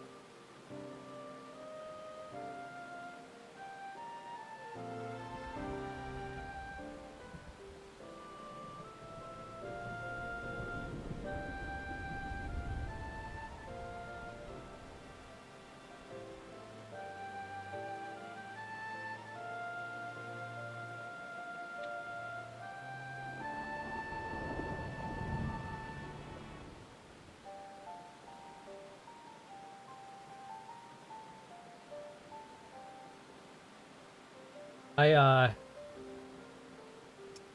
actually headcanon that Ardbert firmly believed that you bore a striking resemblance to each other, regardless of what your Warrior of Light looked like. I think every single possible Warrior of Light in the game at some point, regardless of what they looked like, Ardbert was explaining to people like, come on, you don't see this? Come on!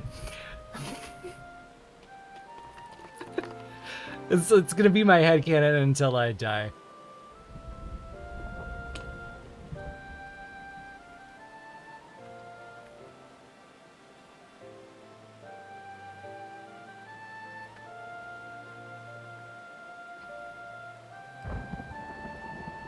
He looks just like me. He's got my axe.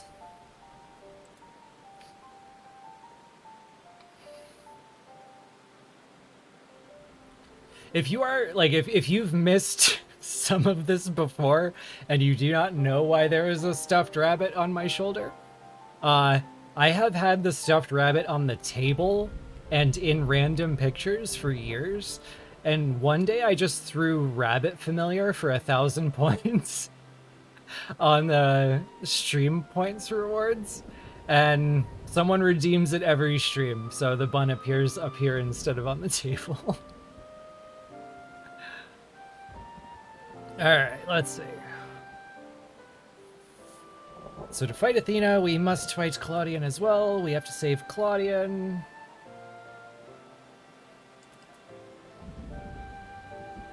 It's only 1,000 points. 1,000 points is like one stream, which means that like one person is donating their stream to the bunny appearing each time.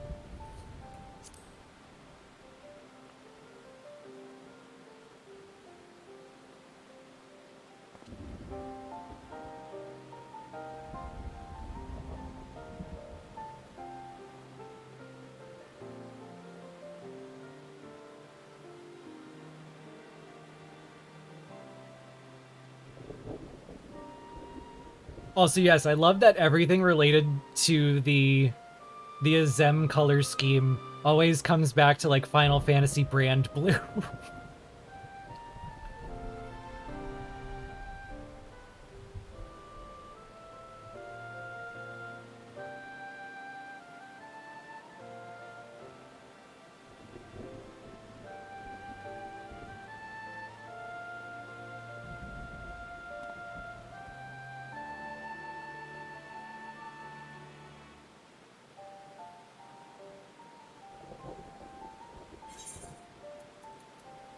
More crit, more crit, more crit.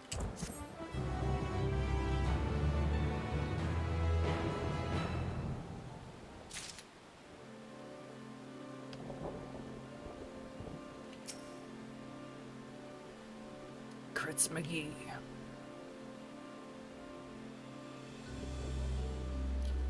We must lay Athena low.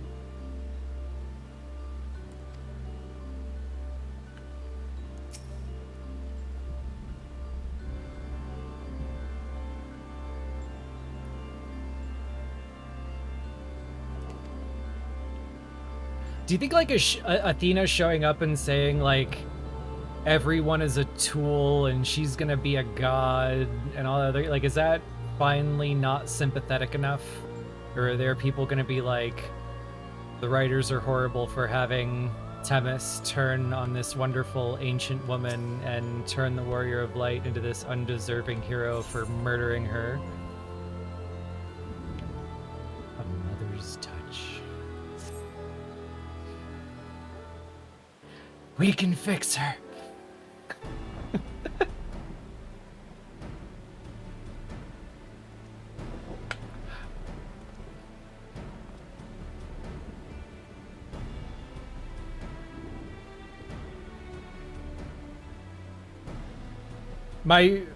No, not gonna lie, not gonna front.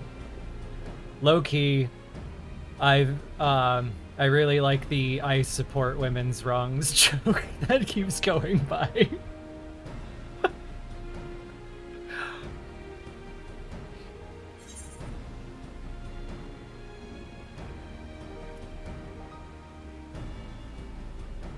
Objections? No. Concerns? Yes. Great answer.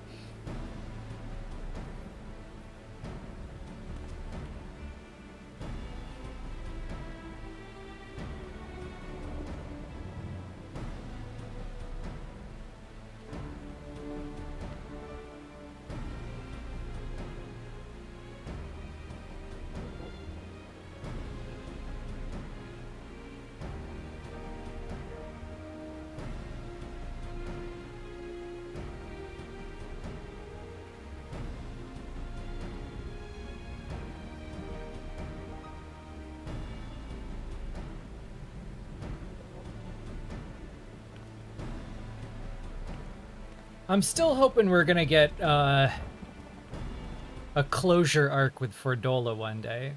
Because I saw Fordola as this, like, double foil. Like, she was the flip side of the lease coin.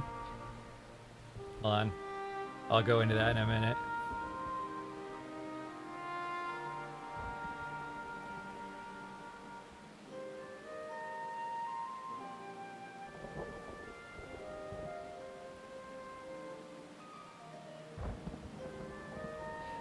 I'm gonna have to read a lot of these Auracite lines in every language just to check if there's anything hinky.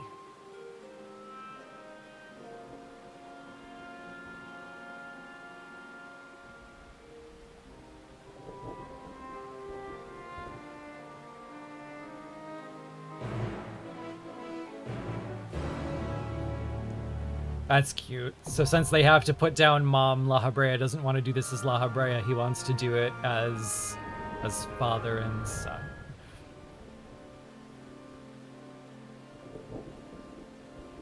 Okay, so in terms of supporting women's wrongs, I saw Fordola as a double foil. Like, she was the flip side of the lease coin because she was the person who believed the All Amigo that Lys wanted to create was a fantasy, and that Gaius had a point about it being a fantasy, and that it deserved to be overthrown, and this, like, a strong, independent All Amigo as part of the...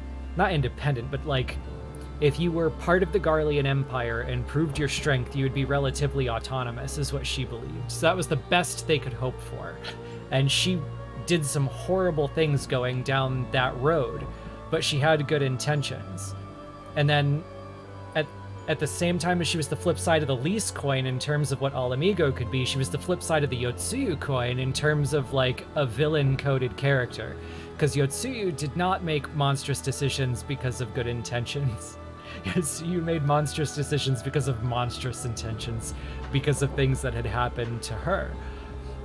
And they were really fun to put side by side and watch people argue over which one was redeemable or which one was justified, because that was a total, you get to make up your own mind on that. That's a matter of perspective. That's a straight up ethical argument. And yet we've sort of had Lys go by the wayside and go off to All Amigo, and we've sort of had Yotsuyu go off on the wayside. And I hated that Yotsuyu survived, but the fact that the story brought it full circle and hit us in the same way harder, I made peace with Yotsuyu there. But the fact that we've just left Fordola hanging, I hope we get closure with her someday, because I really thought that we would see a scene of, like, Lys, Raubon, and Fordola, and even Arenvald, like, being on the same team shows that the new All Amigo is an All Amigo for all Amigans. And we never quite fully got it. I don't know. We'll see.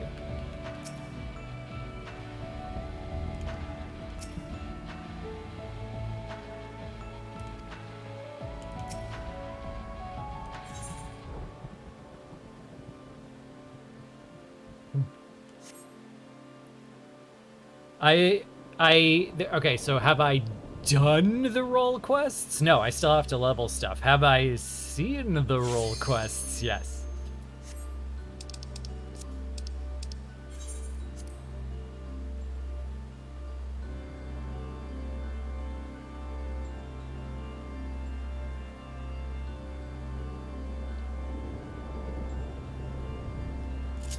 So, I don't know how to describe this one. some things that happen in side quests feel like closure, and some things that happen in side quests feel like we're like touching on it.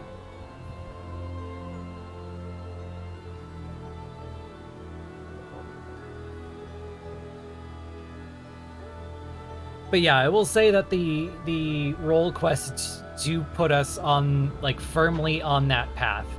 But I think I have, like, for some reason, Fordola is still, like, classified in my head on the same level as Midgardsormr, where, like, officially we used him in a side quest and we got a lot of information and he's, you know, like, hanging back and ready, but I still think we didn't get the full closure we were headed for there.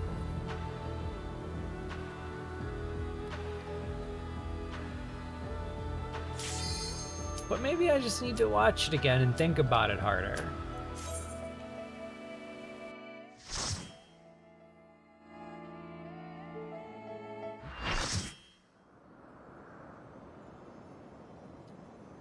So we'll do an Eorzea 2 expansion. All Amigo can be our core city. We'll actually go inside of it this time. We'll see the culture beyond the refugees. You have done well to reach the seat of godhood. Now, bear your souls to me.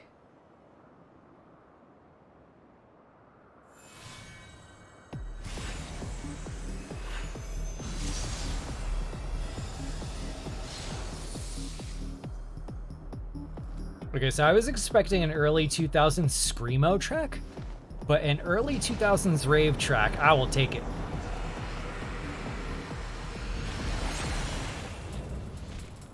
What the f-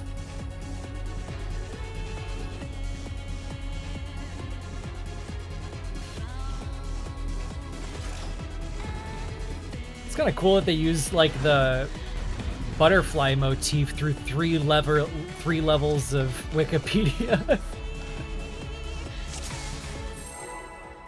My God.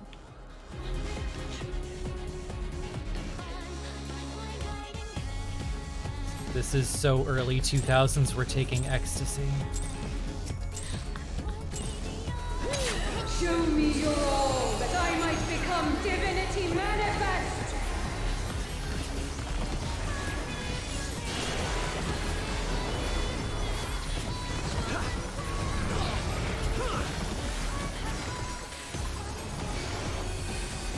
You cannot escape my eternal gaze. One wing blow. Oh. Why is there one orange on either side? Aha! Okay. I get it. From nothing, I mold life.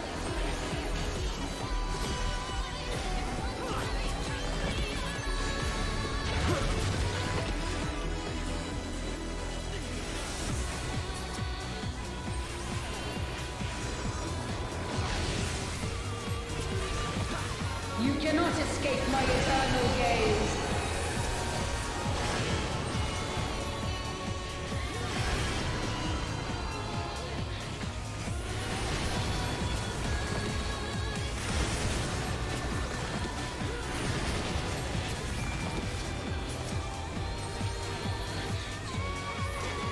Why is Garuda at the rave?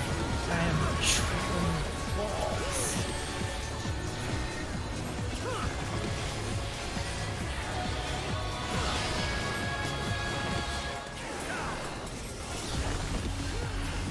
These chains are forged from the fabric of creation.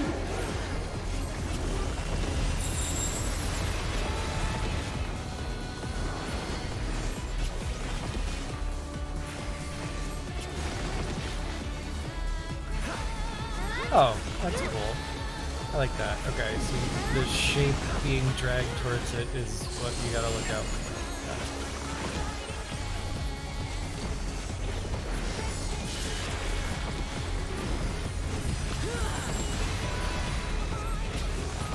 To the disco donuts! Do I know? Oh, that disco donut's gonna hurt that disco donut. Yeah. Shine brilliant for me!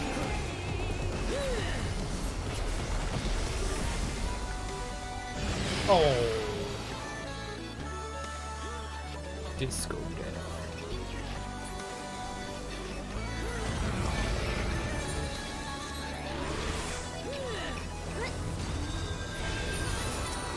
To silent vessels, I give voice. What?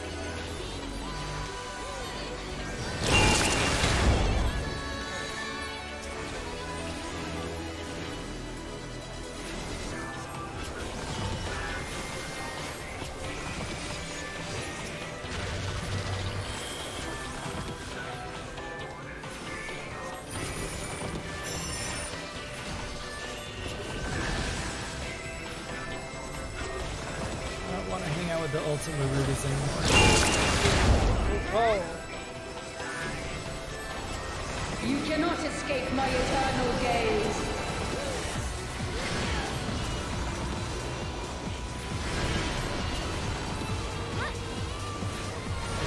I kind of want to see what the animation is if you get, like, eaten by the Principia floor.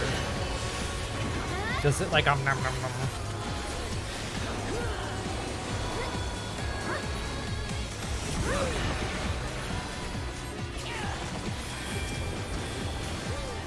This is but a glimpse of the god's strength. Go away, Ultima Ruda. Very nervous.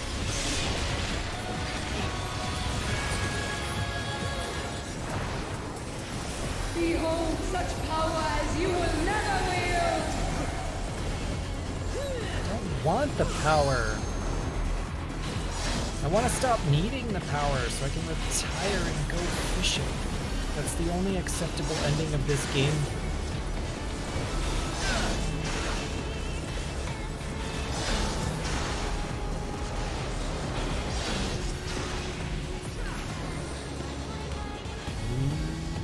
Fly away again.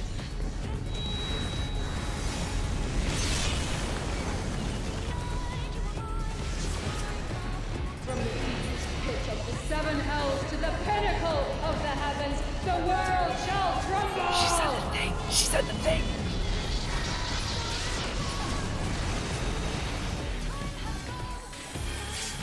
Such a singularly resolute soul. These chains are forged from the fabric of creation.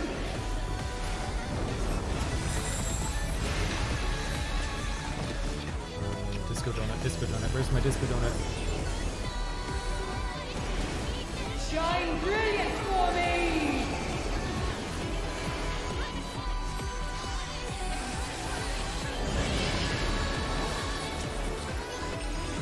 You cannot escape my eternal gaze.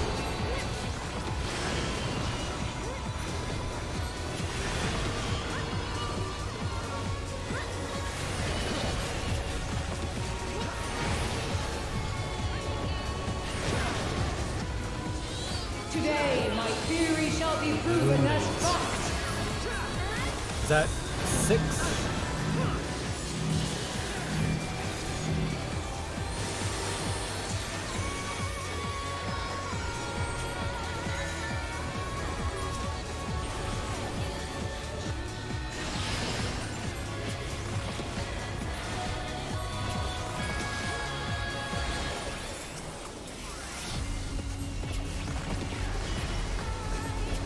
These chains are forged from the fabric of creation.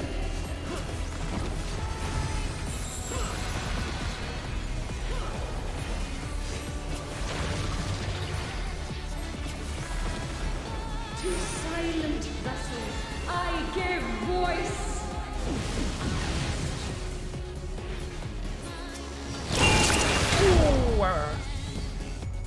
You don't get chomped. I was hoping you got chomped. 7 deaths.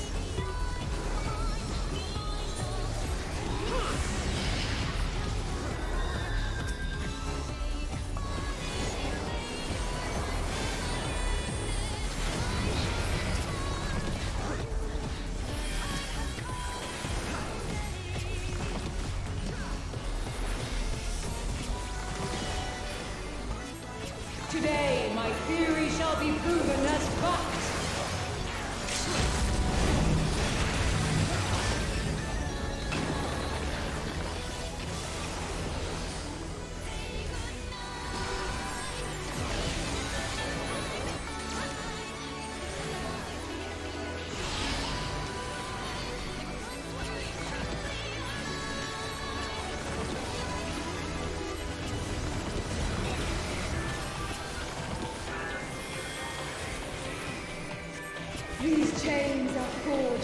fabric of creation.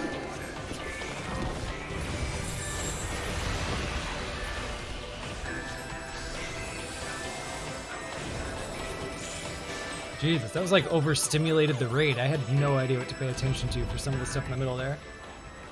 But it's just a normal mode, so like you run it 2 times and it all stands out to you later, like, oh, I'm dumb.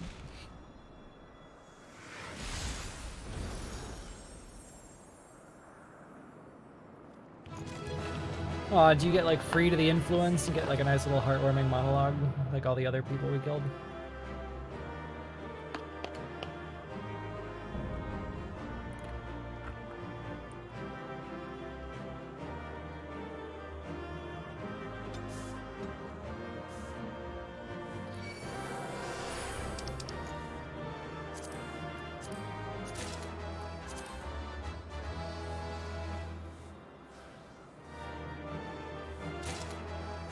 Making sure people rolled against me. I would have been like...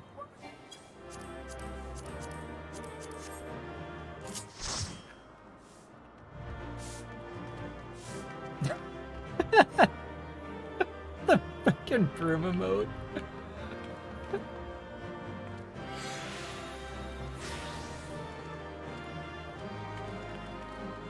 I'm not ready to like hit the exit yet because my brain is still imagining different scenarios that could happen, because like they were saying she was affected by the aura sight, which means like if you beat someone to death, usually whatever is influencing them like lets go just as they're fading away and they get to say their real hearts and feelings.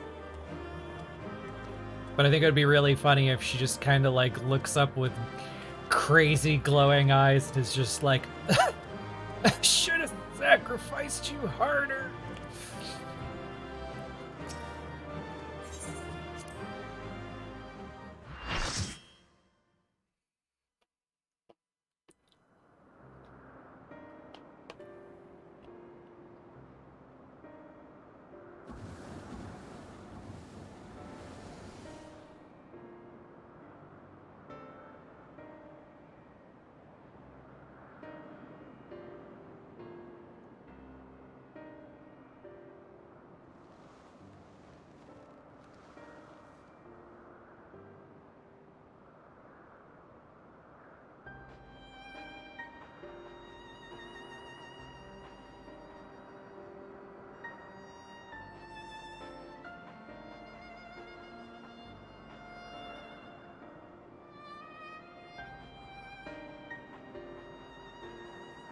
They really do find a place for this song in every patch. It's kind of funny because I loved this song in 1.0.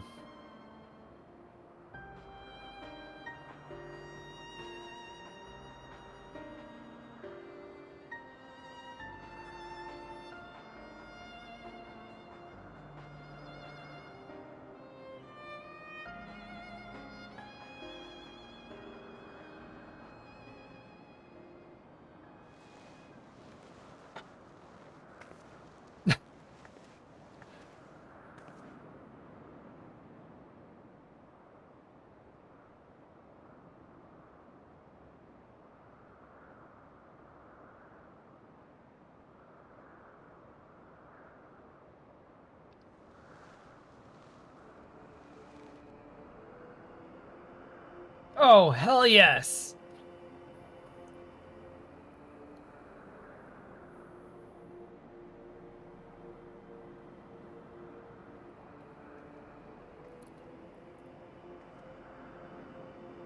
Oh, this is great.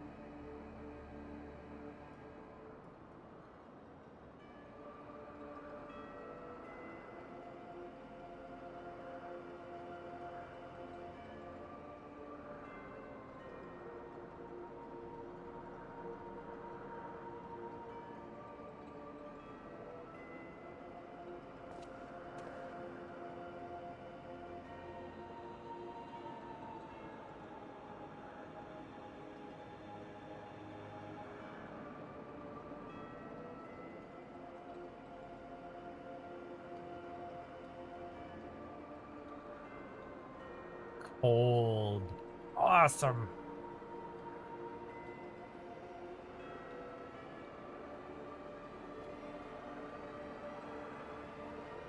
The violin crescendo. Oh my god.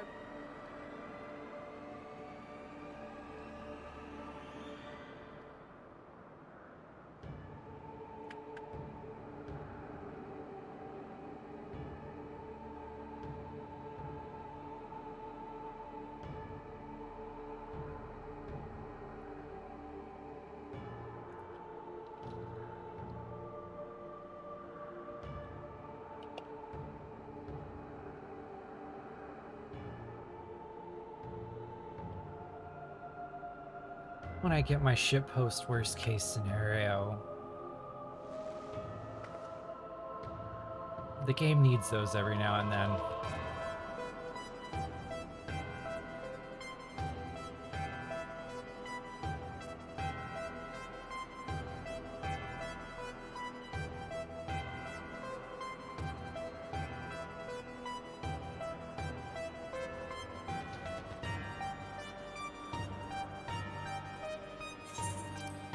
I'm going to pause the dialogue for a second.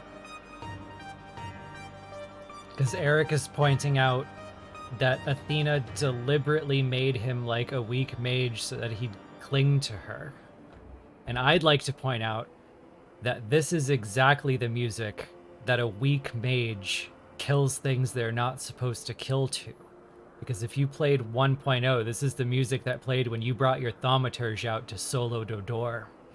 So you could make millions on a doublet using horribly imbalanced skills.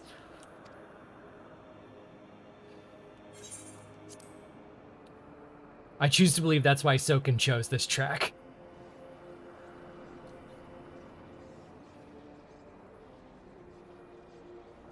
New headcanon. Hell yes.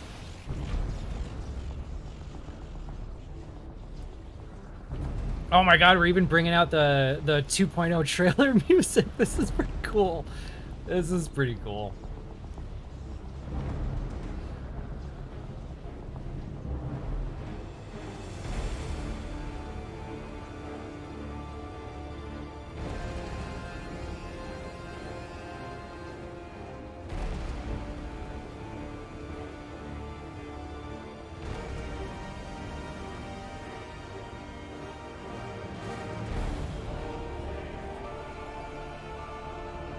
Come on, Eric. Match her ethereal aspects and hit her with the punishing barbs.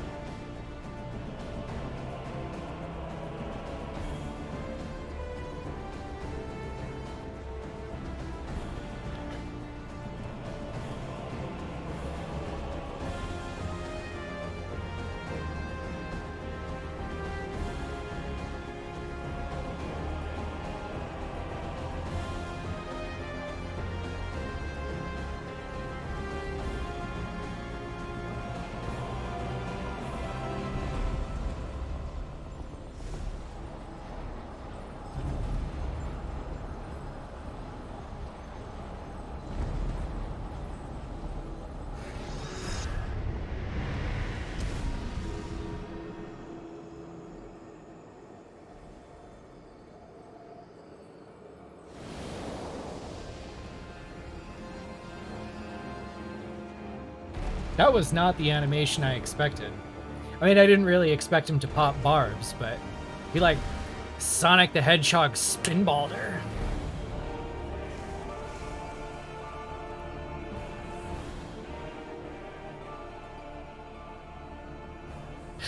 I gotta clip that scene later and add in like the sound of Sonic dropping all his rings.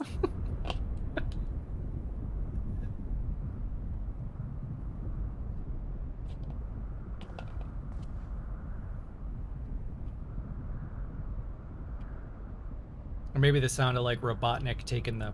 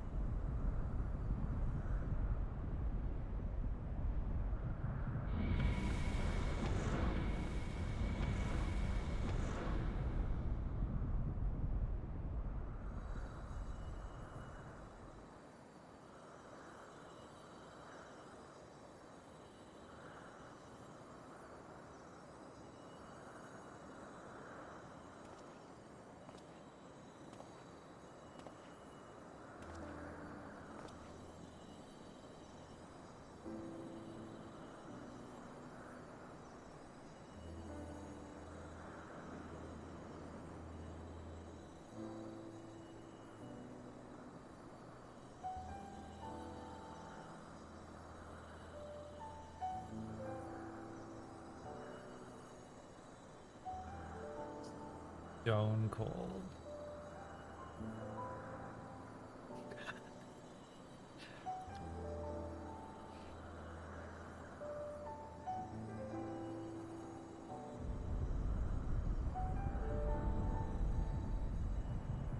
That was simultaneously like stone cold worst case scenario writing, and also like a 13-year-old fantasizing about how he's gonna argue with his mom.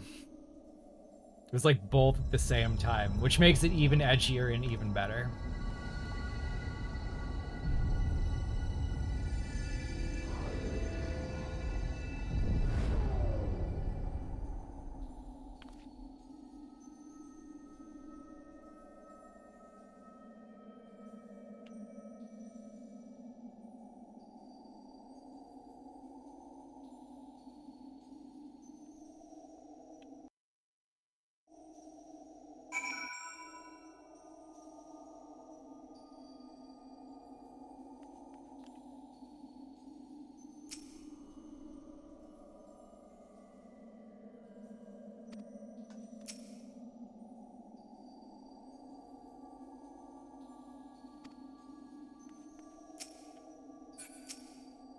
You know, like, I'm thinking about, like, my brain likes to wire things together. Anything that doesn't, like, fit perfectly to me, it starts trying to think of how can I interpret this in a way I like?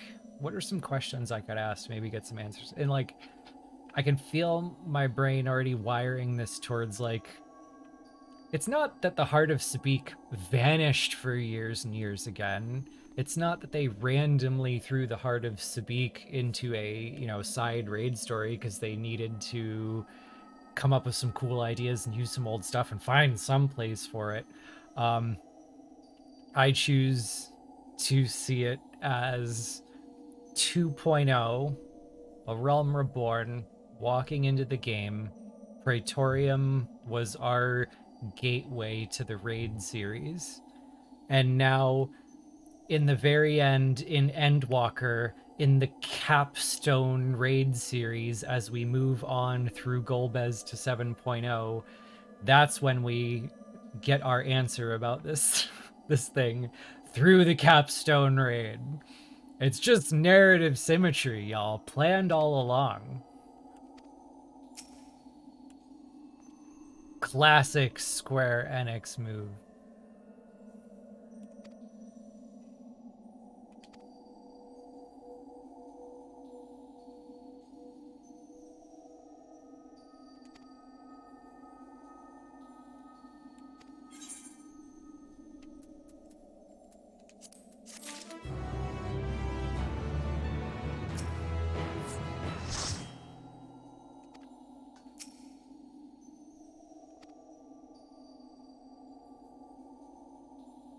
Let's see, hold on.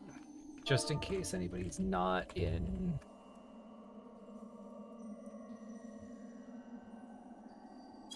Just in case anyone's not actually watching, I can say thank you in the party chat to everyone who came. And if you can hear me, thank you very much for the company and the assist. I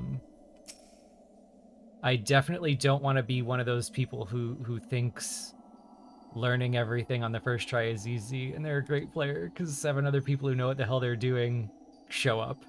And even when other people show up, I die 7 times.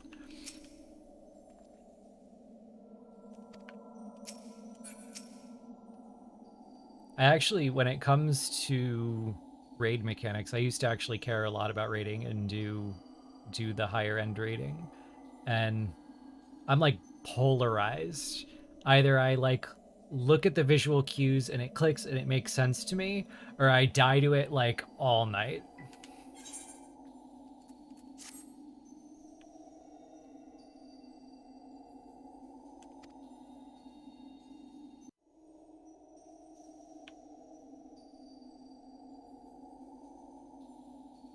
We were joking about that during the Endwalker run when that one dungeon boss kept nuking me.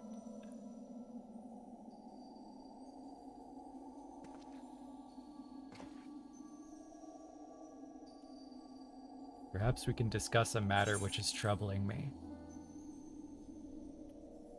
Yes.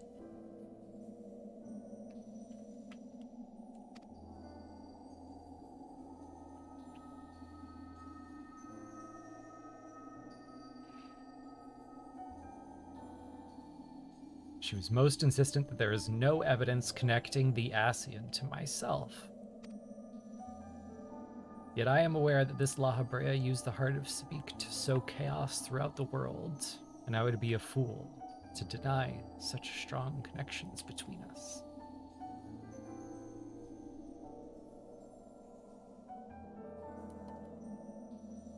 Are he and I one and the same?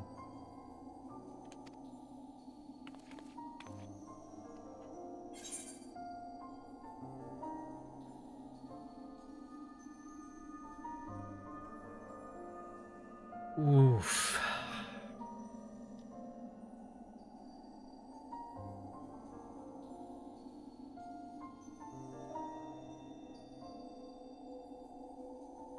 This is a difficult question to answer from the Moose perspective, because I like, as much as I joke about how fun it would be to tell him, when we actually arrive at that moment, there's a certain aspect of the joke that's difficult to reconcile, which is the fact that, like,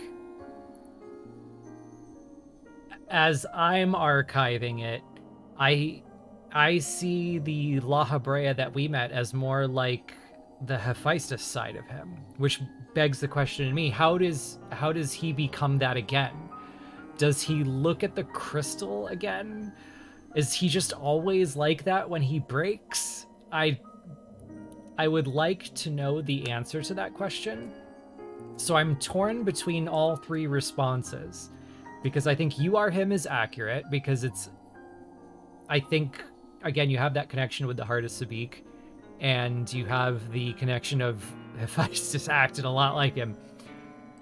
I cannot be certain. I cannot be certain is the truth, because how he gets from A to B, I don't know. Like, would he... Philosophically, what does it mean to be the same person? I'm not the same person I was last week. I have woken up a new man every day. Which makes me want to choose ... But what are the chances they hid, like, the coolest dialogue behind ...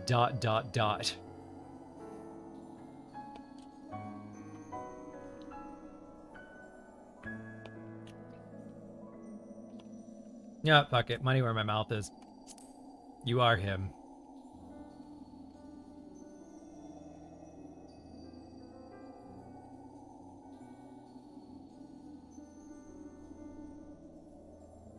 I'm guessing only this line, the one that comes after it, is different, and then he'll have the same sentiment either way. We can look that up. If you're in the Discord, we'll look it up for all 3 options, and we'll do translations.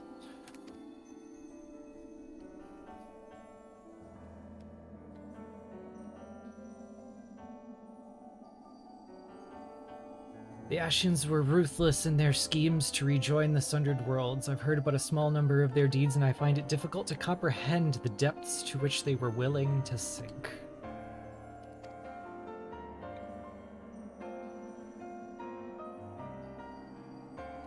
To choose a path of evil, all for the sake of the star. I'm guessing that line was hit and miss with different people in the fan base. I consider it accurate. I admit, it's a decision I would make under the right circumstances. Good for you. Emmett Selk said much the same. Devotion to duty takes precedence over everything.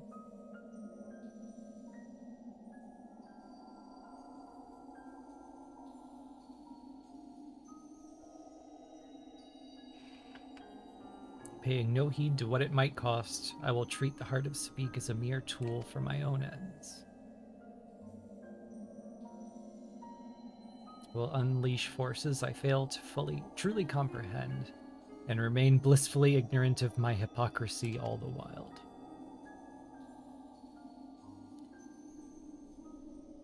And you'll cheer him on.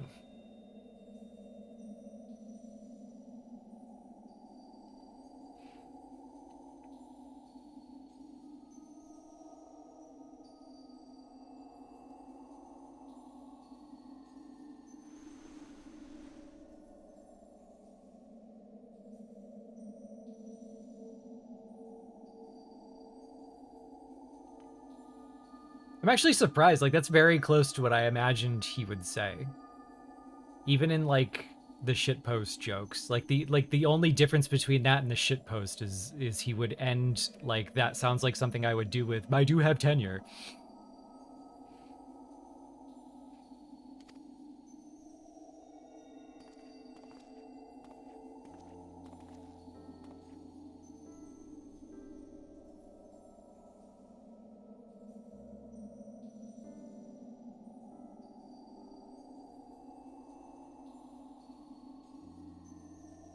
I'm actually surprised they didn't go back. Maybe they did. I kind of want to read it again.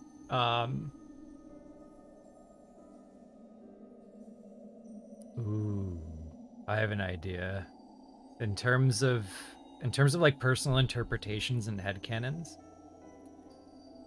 La Habrea, his defining trait from my perspective, and again, just my perspective, his defining trait was that he couldn't resist fucking up a surefire plan by introducing unnecessary risk to satisfy his own curiosity.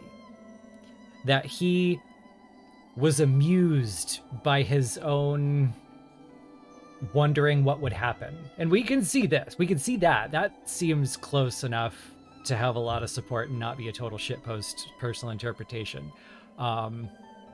There are scenes where he's kind of watching the Warrior of Light bumble around and inspire the beast tribes to summon more powerful primals, and he's just thinking, oh, cool, good job. I'll just stand back and watch you because that seems interesting. And it introduces an element of risk to the plan that didn't need to be there. And we see that again and again and again in his plans, all the way up to Thornton, where he completely dismisses the possibility that instead of just taking the dragon tech and going home, Thornton will use his primal form to consume 3 other primals and kill the Asians with the power. The hypocrisy and the arrogance is always getting the better of him, and he's always doing it in the name of, hey, what if? Hey, wouldn't it be cool if? Hey, isn't it entertaining if? What would happen if? Could I use it if? And I'm going to choose to believe that's like a very quiet echo of the reckless desire for research and ascension that Athena left on him.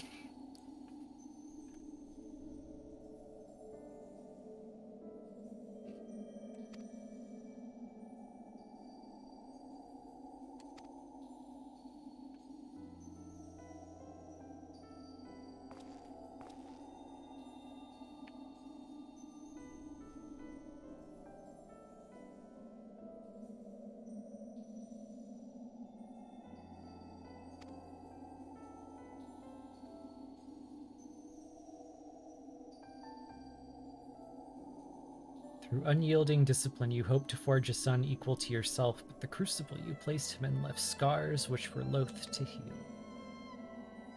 Yet you were never motivated by selfishness. All you did was in service of your duty.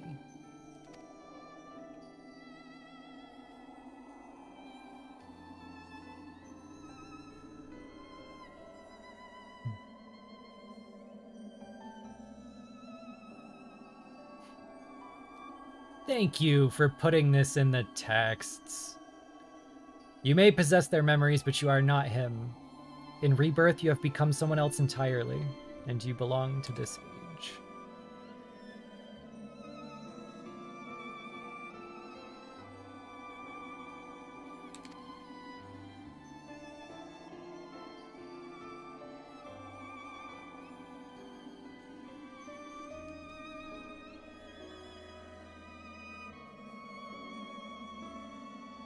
I would never condone the actions of an Ascian, but you are not him. You are La Habrea of the Convocation. Agreed. I try to give the Convocation all of the credit I can. It wasn't until they accidentally made themselves too rigid to the plan that it all started going sideways. We've been talking about this a lot lately. How I think some of the difficulties in perception lies in the fact that we skip right over the middle ground. We start with Vana trying to change her people's course, and we go straight to the failure. We don't see how she failed or what she tried. She tells us what she's going to do, and we see like a little bit of the bits and pieces in the walk down memory lane, but we skip straight to 75% of them are dead, the Convocation are tempered, and everybody's sacrificing everybody to Zodiark to try to get paradise back and deny suffering. And so like we skip right from this is salvageable to there's no recovery. And I think everybody having to imagine what comes in the middle means that you can be very kind to Vana if you want to, and you can be very I don't want to say cruel, but like you can make very ungenerous assumptions about what she did too. But I appreciate them highlighting like kind of the difference between La Habrea of the Convocation and La Habrea the Ascian.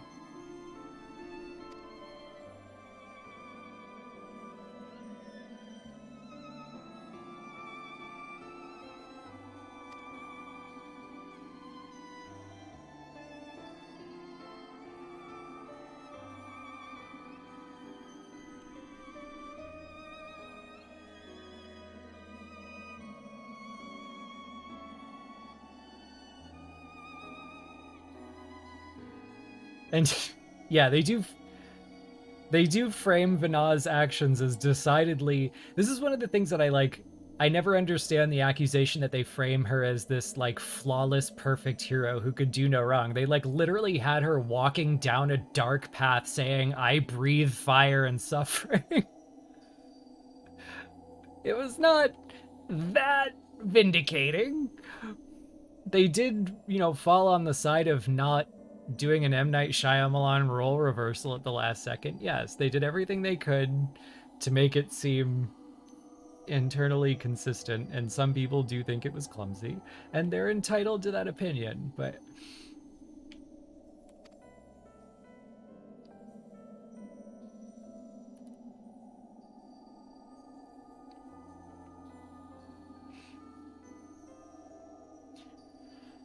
You may find that Pandemonium is yet to relinquish the last of its secrets. The identity of Hephaestus's liberator, who set forth the very wheels in motion.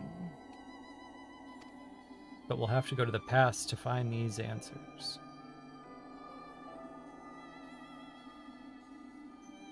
Keep silent about Athena's fate. While I doubt it would change the decisions I make, you should not tender us information we could not uncover ourselves.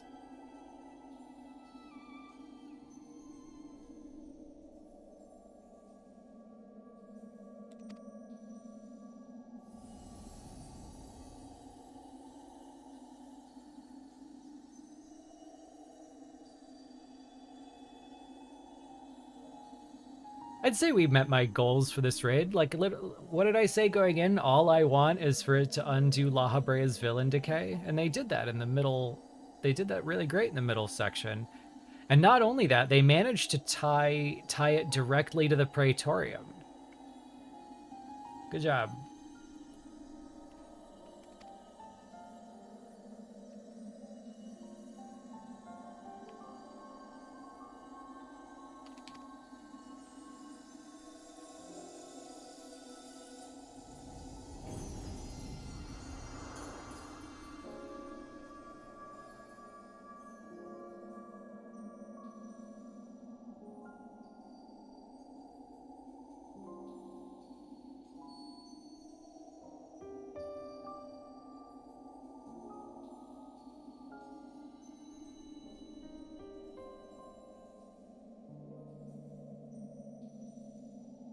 I also like the ongoing foiling the differences between Emet-Selch and La Habrea.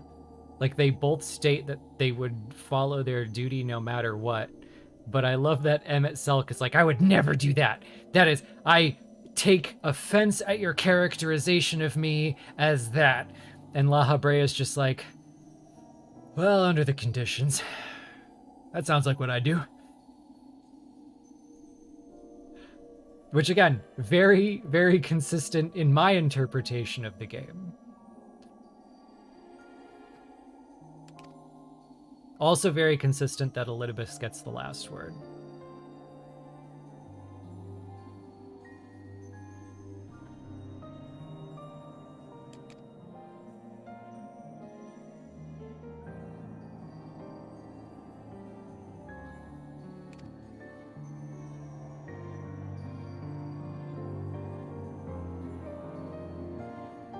So if you've never heard me say this before, I wouldn't trade the rains have ceased for anything.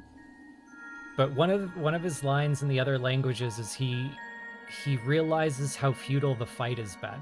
And he says, how could I have been the last to go? To stay fighting here while everyone else went on alone. And that line broke me, man. I think about that line every time I see Elidibus now.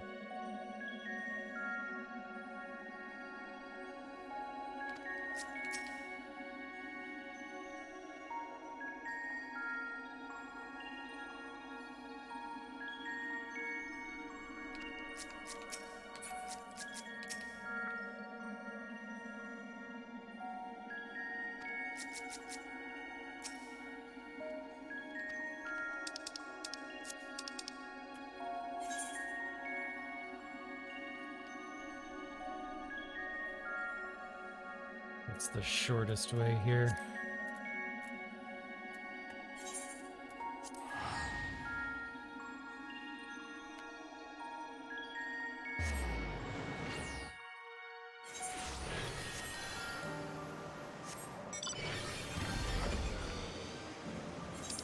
If there's a FanFest Q&A this year, we really got to ask just the very open-ended question: how many Ascians do you guys think are still out there?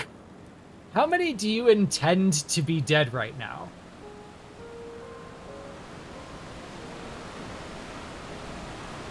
Because I can make the case for several different numbers.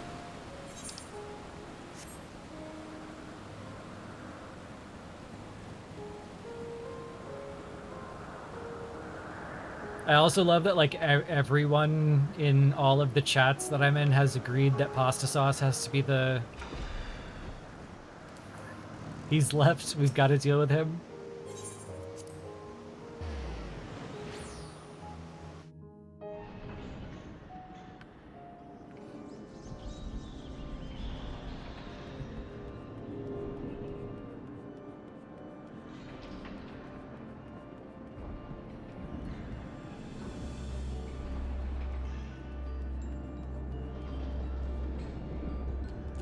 Yeah, I was hoping it was going to be Ultima, but Pasturat is the one everyone else is on. I always joked that Fandaniel would be the doofy one, and the Fandaniel we got was way better than the one in my head. Even better. Hey! Hey, look who it is! Keyword of Abyssos. I was not myself at the time. The facilities are mine once more, and we're taking stock of the damage done.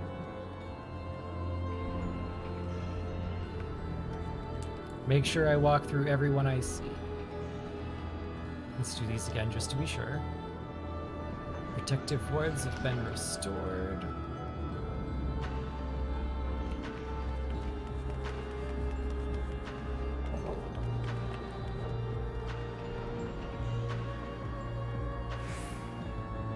Ought to report. Okay.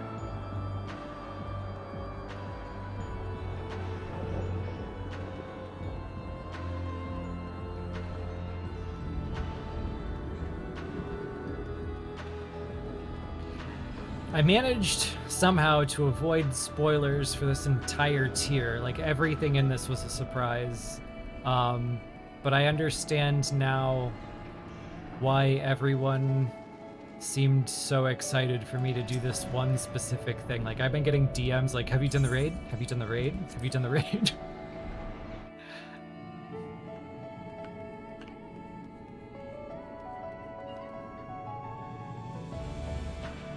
Which meant that I was either very right about something, very wrong about something, or something that I talked about a lot showed up.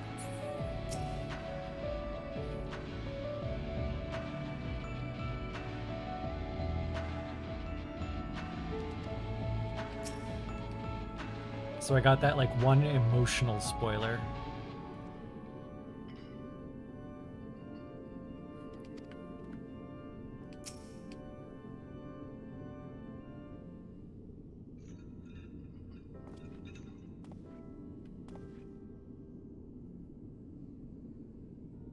Yeah, when you guys were following the world race, I noticed that it said 5 tiers, so I imagine there's an extra thing.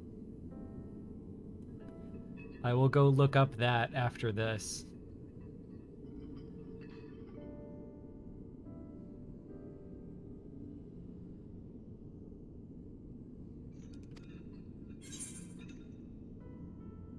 I'm just looking for answers, or I'm just looking to say hello. Be honest.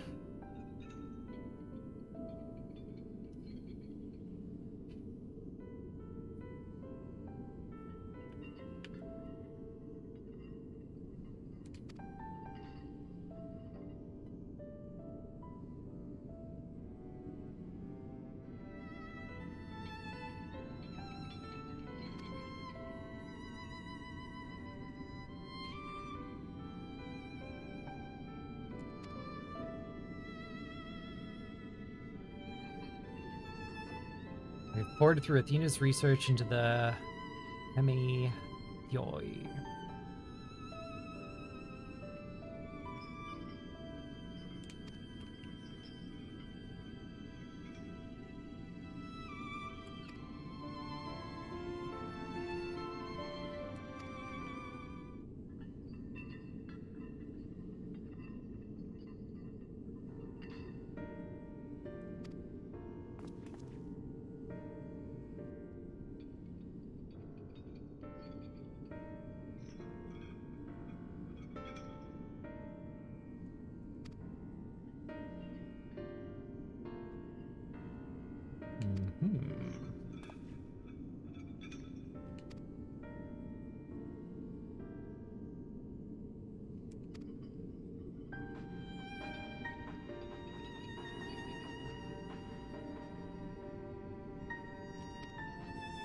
Do not interfere, no matter what may happen.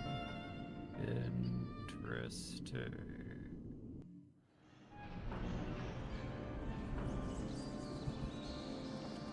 Oh, hey, you're okay too? You who I think you are?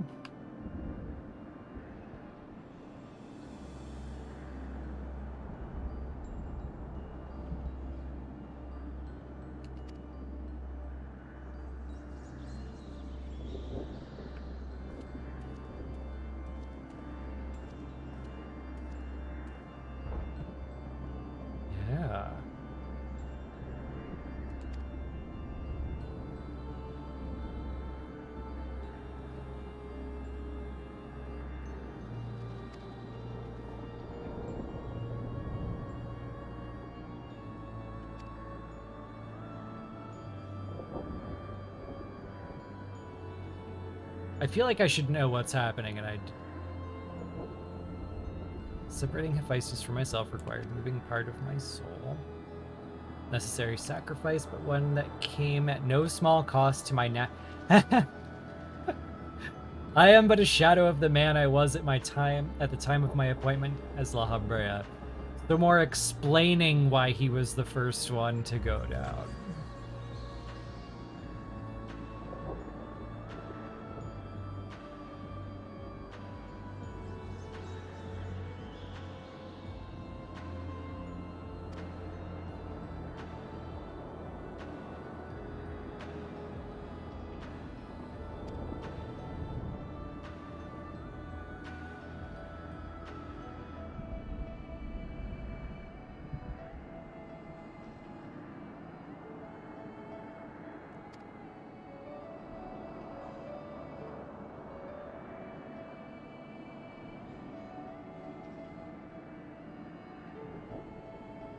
In order to transform a vessel into a hemitheos, absolute control over the mind was necessary.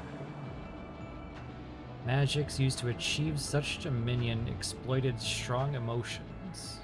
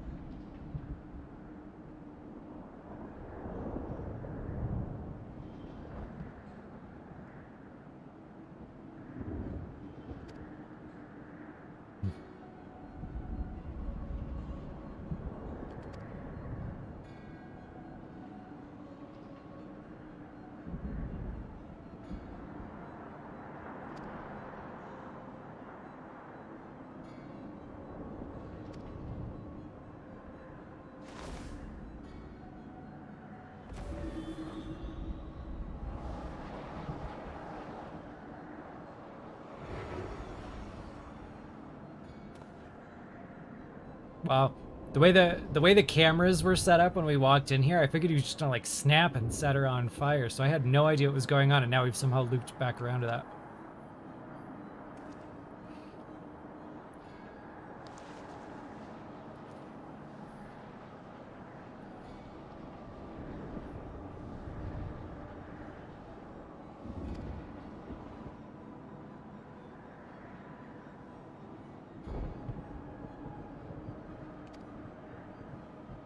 He looks at his own crystal.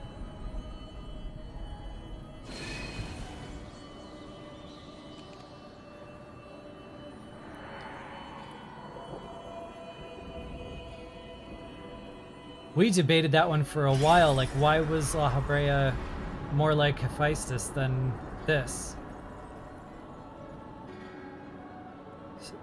It was like, did his son look at the crystal? Is he just always like that when it breaks? Did he look at it?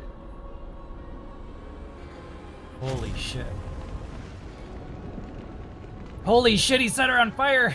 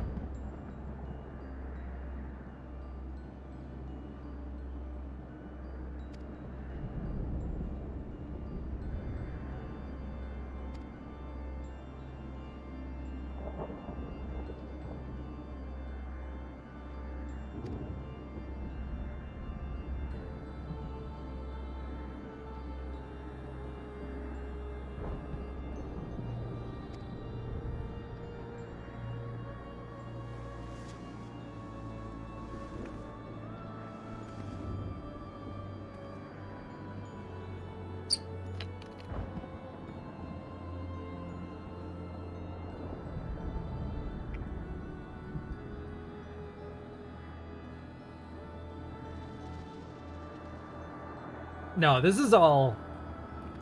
If you think about the La Habrea we know, the fact that he would just be like, yeah, this hellscape has occupied my attention for long enough. You, person who I just said was disloyal, do you want to run it? Now that you know I'll set you on fire if you fuck up? That's very whole La Habrea in my personal interpretation of the man.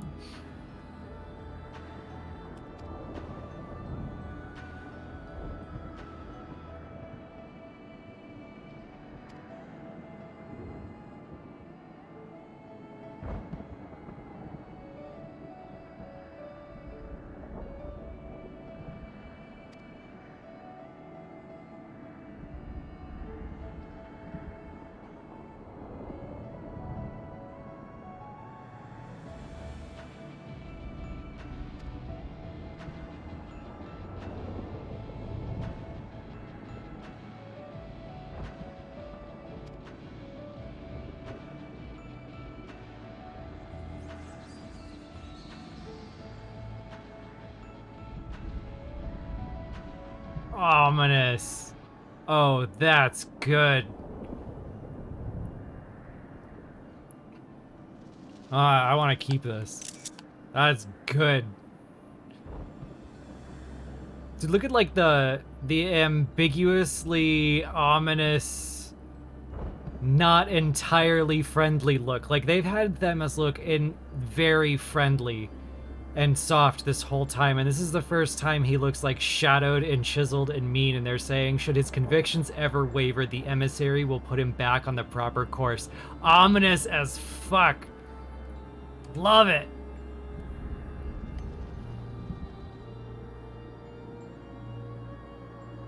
Love it. Even in that moment, they choose to give him that dark edge that, like, I swear to God, they're highlighting that, like, just how much becoming rigidly loyal to one unworkable plan under the pressure of everyone who summoned him warped him. And again, my personal interpretation, feel free to disagree, but that fits so well with it.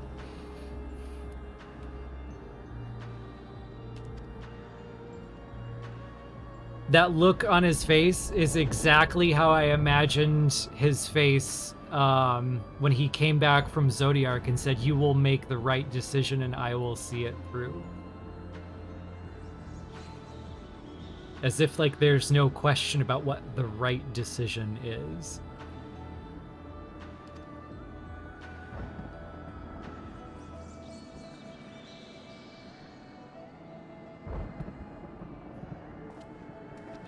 Emissary. I love it, Kuro.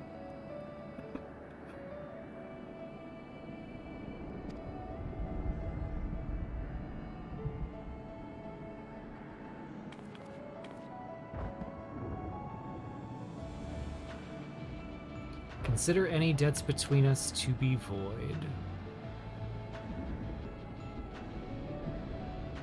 Before you leave here, mark well these words.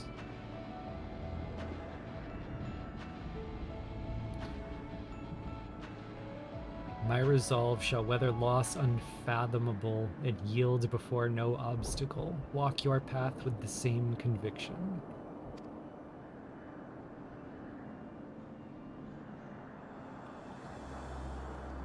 Excellent last words from two people who will fight to the death.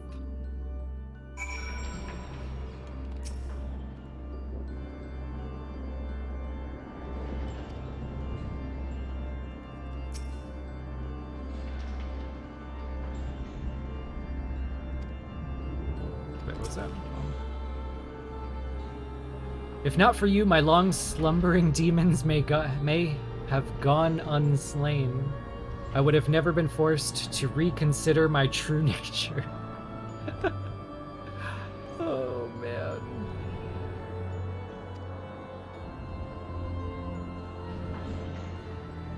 Remain here any longer and I may be inclined to place you in a cell. We recreated him.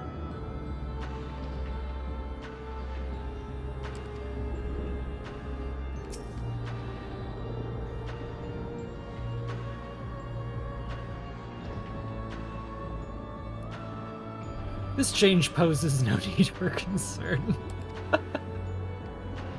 Yeah, I'm gonna slowly back away. And then once I'm out of casting range, bye!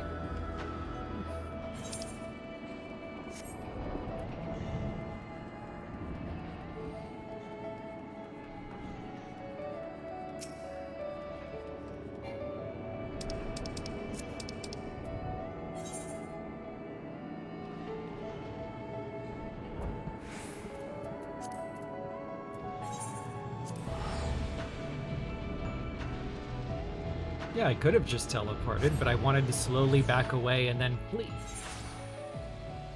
And then teleport. These little bits of my experience get, like, shoved into my memory.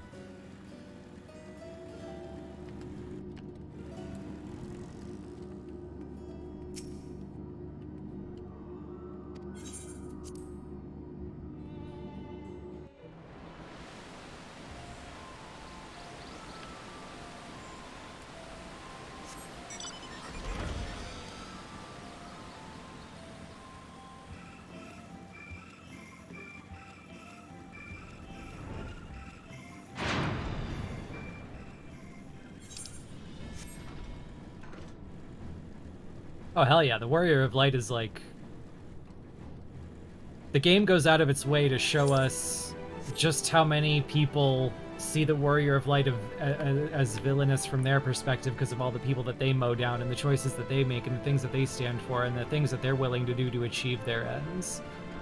Like, the writers in the game don't see the Warrior of Light that way, but they go out of their way to show us that the other characters sometimes do. And I love that. I'm gonna actually pause here on this ramp to comment on that.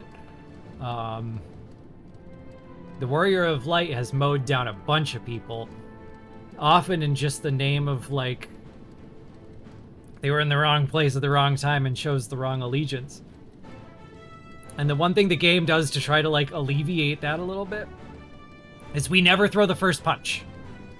I've noticed that. Like, almost every time the Warrior of Light mows down a bunch of people, it's because they drew arms. So, it's like, we get to dismiss the moral relativity of everything because we don't throw the first punch. And I'm really hoping they use that one day. If we go to the New World, which I'm really hoping is 7.0, just for the thematic starting over on the other side of the planet in a continent we know nothing about. It'll be like starting the game over again as a fresh adventurer, and marketing writes itself, a whole new world to explore. But I was describing this to the Discord the other day. Like, imagine being someone who lives there in the New World. And all you know of the Warrior of Light are tales from across the sea.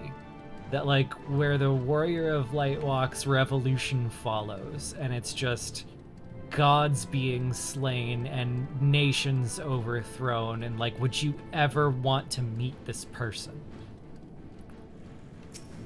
The impression they would have of us, and just the sentiments that would be evoked by us walking off a ship onto their... it would be like Garlemald times 10.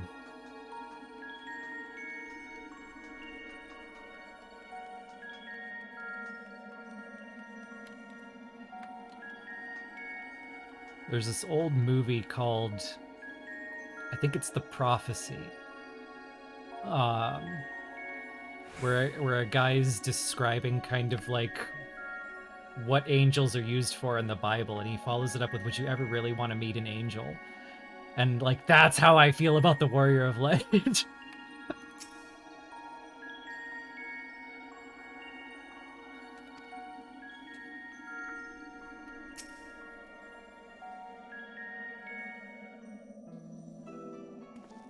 Dude, Christopher Walken was amazing in that movie.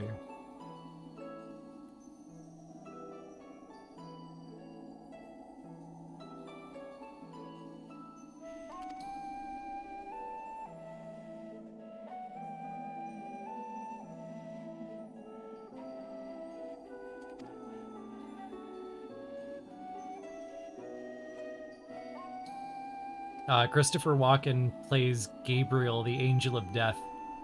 And my favorite running joke through the movie is every time he like brings someone back from the brink of death or prevents them from dying so he can use them as like a personal servant for a while, the first thing they do is they see him and they start crying and he goes, "Don't do that. I hate that."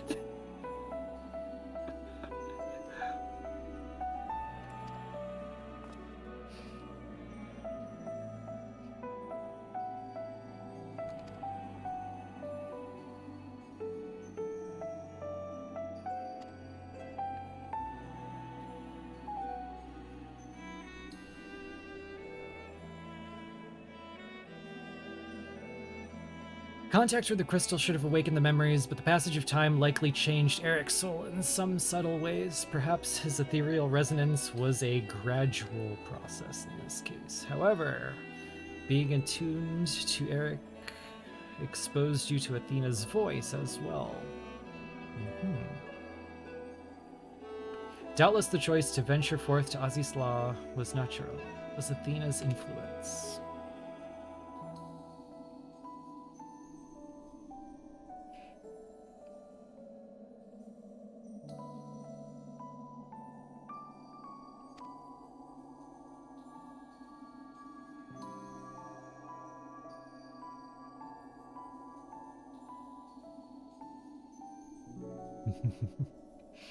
I choose to see this as a reflection on Elidibus himself. Reflection is how we plant the seeds of growth, although we must not blame ourselves for events out of our control.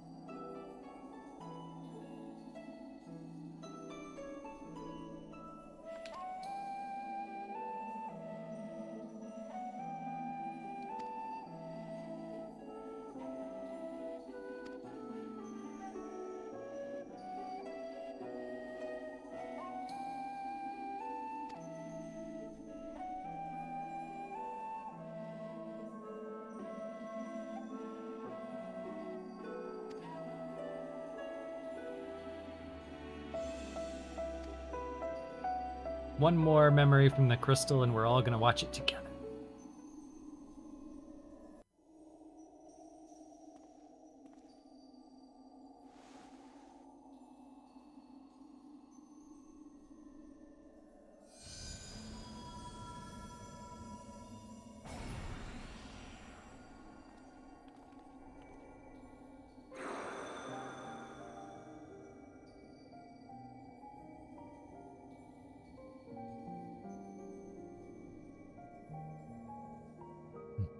I leave this memory for you, the future of our star. So that's someone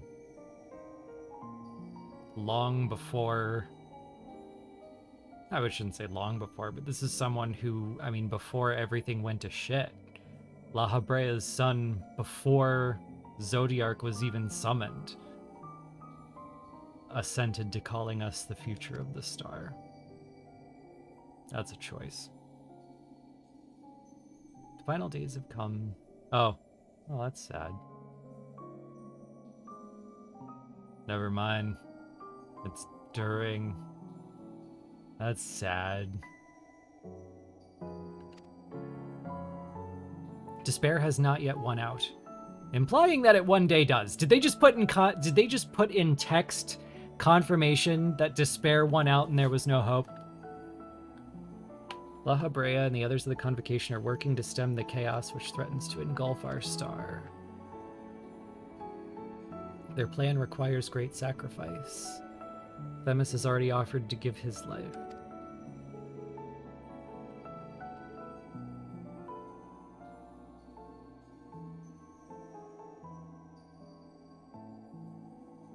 There's another problem that must be dealt with: Pandemonium. Even should we survive the final days, it will take time to restore order. If the cells were breached and the prisoners set upon the star, our hard-won peace would be obliterated in an instant. Someone must stay behind to ensure that never happens. The responsibility falls to me.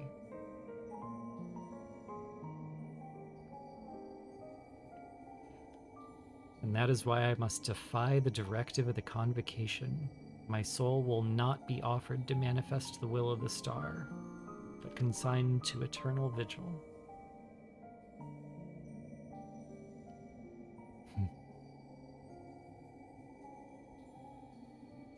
Deliberately sundered.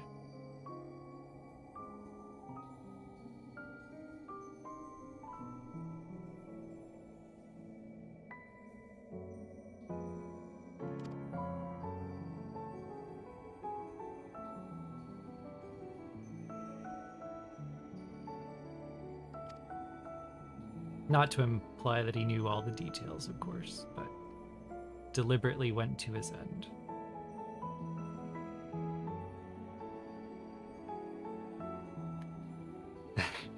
Perhaps another man like my dear friend will come along, one with an almost unnatural ability to pick up the scent of trouble.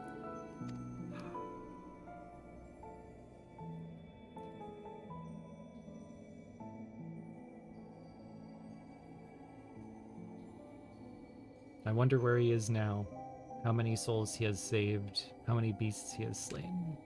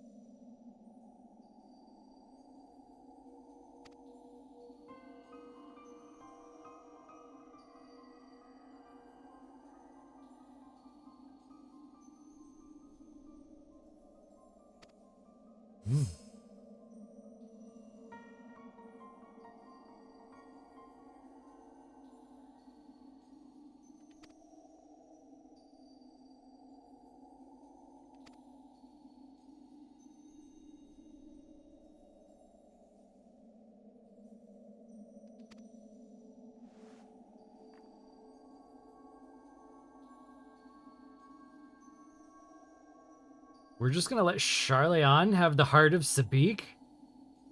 That seems like a bad idea. I have questions.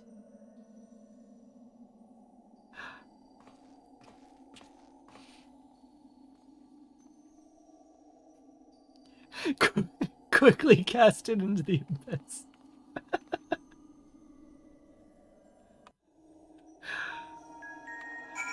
Oh, man. Good call back to Aymeric.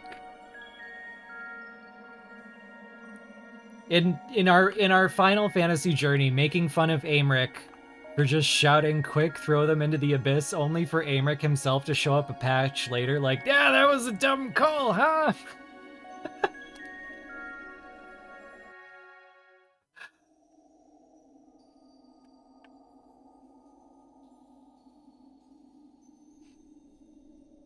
I see. Then Whoa. Hephaestus' story has been laid bare. Voice acting. As has the nature of our mysterious crystal. The questions which led us into Pandemonium are answered, and soon order shall be restored. I too can fade away, unburdened by regret. I could not have reached this point without you, friend. I wish you the most peaceful of your 8th death.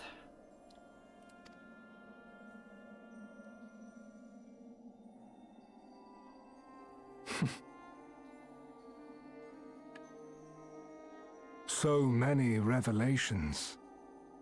But there are more, if you would dig a little deeper. Elidibus's soul was plucked from the ethereal sea, and from it I was wrought. Surely you have a passing interest in what I remember, in what I feel. You deserve what answers I can provide. While my memories of Pandemonium are clear, all else is hazy at best.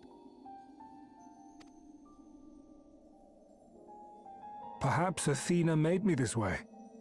Or perhaps it is the result of who or what I was before.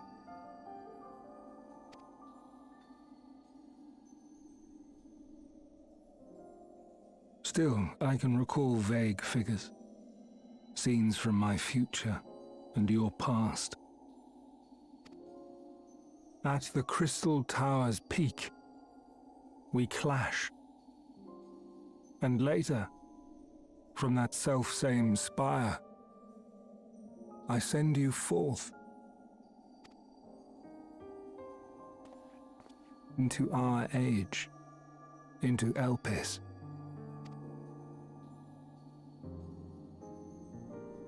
Why do I decide on such a course? Formless as these images are, I cannot say. You're free to form your own interpretation. However, I can hazard a guess. Oh, please do. Somewhere within my fragmented memories, I catch a glimpse of our journey into Pandemonium. A glimpse which shows not the path we took or the destination where it led us, yet by its very presence demands that you are required in Elpis.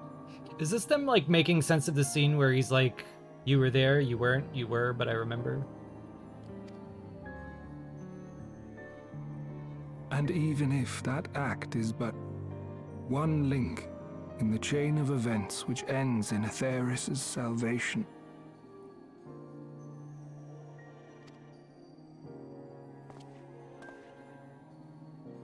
then this all has meaning.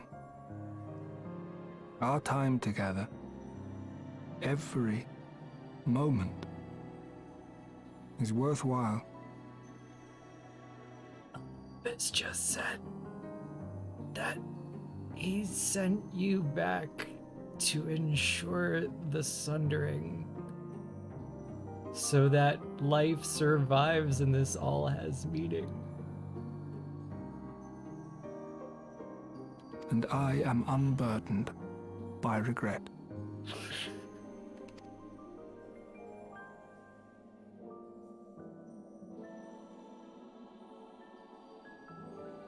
That said, it is possible my motivations become something else entirely. Yeah, leaving the door open just in case you don't like that answer. That you would cross this vast expanse in the hopes of being reunited with your allies. A devotion that once would have baffled me. But after having been to the depths of that twisted prison and back, I think I can understand.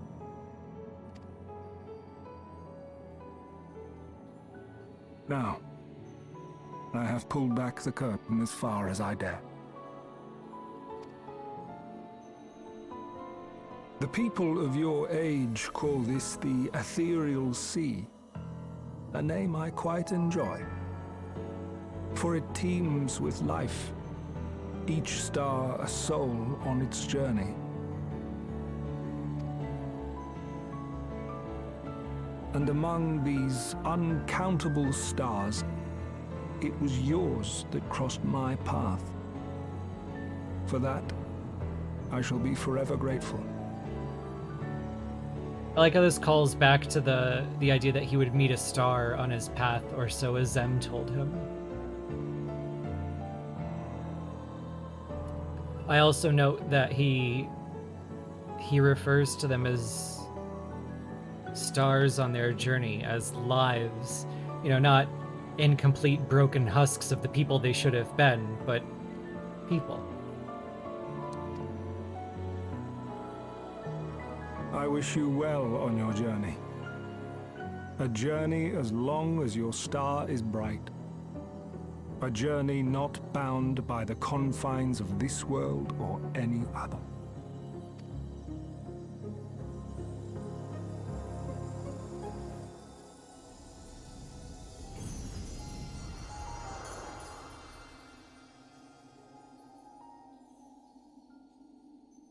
I don't care what anybody says. They made Zodiark the perfect anti-Eidolon. No good or evil. Just what had to be done.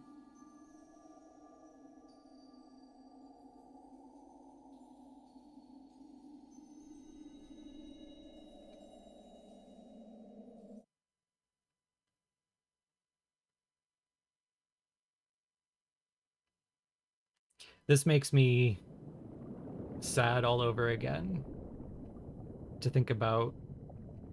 Uh-oh. How fascinating. The truths that dwell at the edge of sleep.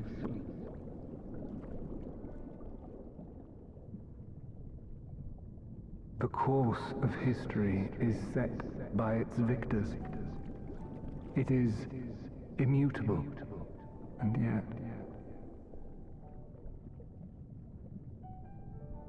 should this star continue upon its path,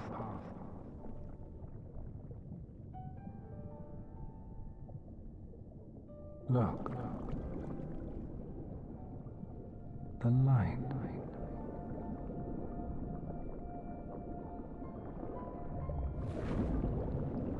Oh, it's going to be interesting making meaning of that.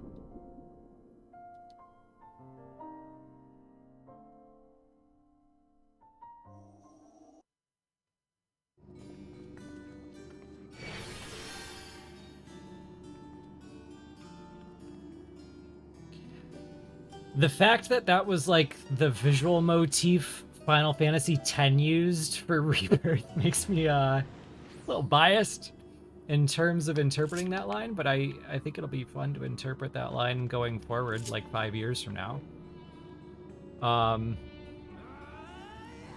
As I was saying, I think it makes me sad all over again because they did, over the years before they knew where this would all go, they did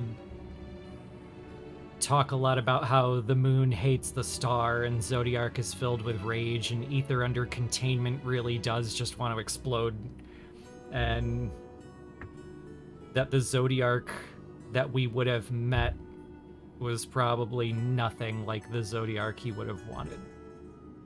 And the way that this all sets that up in retrospect is sad.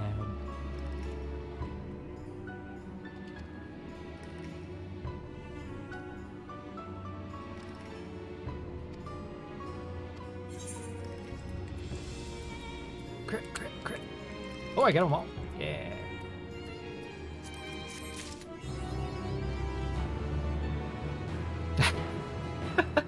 Awesome, Jail. Great job. Huh? Huh? Talk to him again. With both the ethereal sea and the heart of Sabik to keep my mind occupied, I feel that I shall never again lack for fascinating discoveries to motivate my work. How? Why do we get to ask how goes your research? Is this going to be updated over time? Is this going to change? Is there going to be ongoing updates about the heart of Sabik?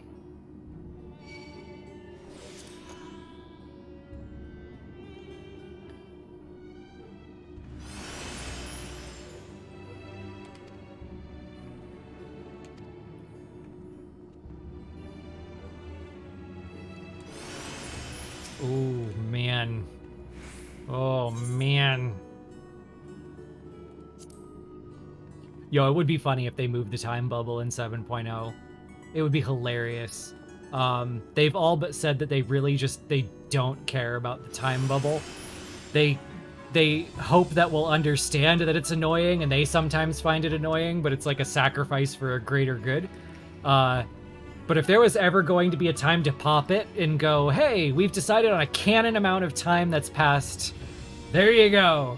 And they're gonna have to eat the fact that some people are gonna love that amount of time and some people are gonna hate it. If there was ever a time to pop the time bubble this far from 2.0, it would be 7.0. Do you think they'll do it? I don't know if they'll ever do it. But if they were ever gonna do it, this would be the time to do it. Like, I would have said it would have been stupid to do it in 5.0. I would have said it would have been stupid to do it in 6.0. If they didn't do it in 3 or 4, it's just too late. But in 7, they could choose an amount of time. They could choose an amount of time it's been. But again, they'd have to update so much in the open world that I don't think they'd do it. They need us all to be existing in kind of the same place. Either way, there are pros and cons. They've got options. I choose to interpret it as that we've all got a blank check to decide for ourselves how long it's been, and therefore we all end up with an amount of time that we're happy with. We just can't force it on other people.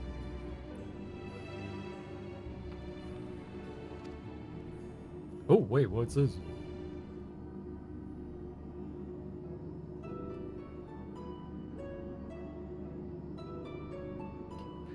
Our research into the heart of Sabik has led us through many magnificent legends and tales from bygone civilizations,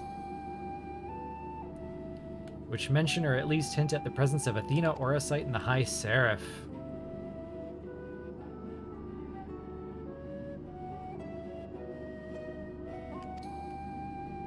Now he's got a theory.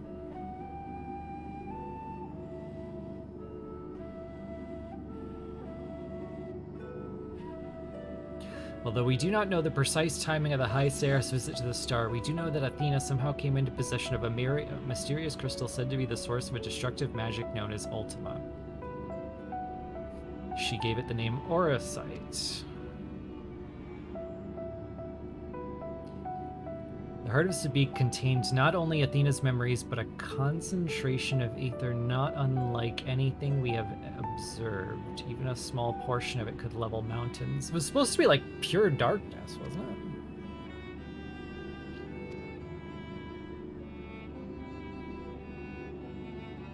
it? Like crystallized darkness. Doubtless it was the Ascian himself who gifted it to them.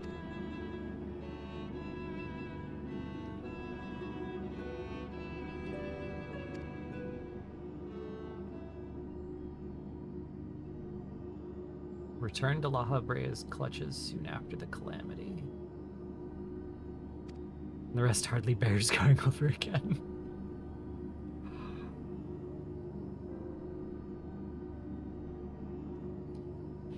Tracing the legends of Orosite back to the source suggests that the High Seraph may have been the cause of countless tragedies, including our most recent one. It was like a little shout out to Matsuno-san. Like, he's carved out his own little part of the map. He's carved out his own little part of the history. Everybody cheering on their enduring love of 12. If you have never played 12 and Tactics, please go play 12 and Tactics. They have a really interesting feel to them. It's like they break all the rules of Final Fantasy while following the rules of Final Fantasy.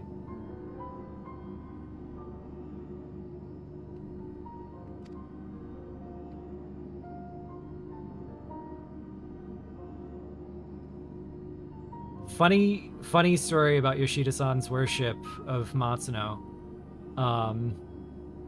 Early on, Yoshi P had a very, like, this universe is isolated. It's not directly connected to any other Final Fantasy. It's going to be its own game. It's going to be its own entity. We want to be able to do what we want. And, you know, there's these it's not connected to 11. It's not connected to anything. It's standalone. And when they announced that there was going to be a tie-in with Ivalice, I asked him during an interview, like, hey, I know your position was that you don't want this game connected to any others, but does that mean we're connected to 12 now? And his response was that, you know, his perspective hasn't changed, but Matsuno is a god. And if God says they're connected, then they're connected. And I've been laughing at that answer ever since, because it kind of implies that Yoshi-V believes that if Matsuno asked him, he would violate the rule. Which is, again, my interpretation of his words. It might not have been what he meant at all. Yoshi likes to joke. He especially likes to deflect with jokes. And I've noticed that when he deflects with a joke, a lot of the time it comes true later. Like all the times he's joked about the moon.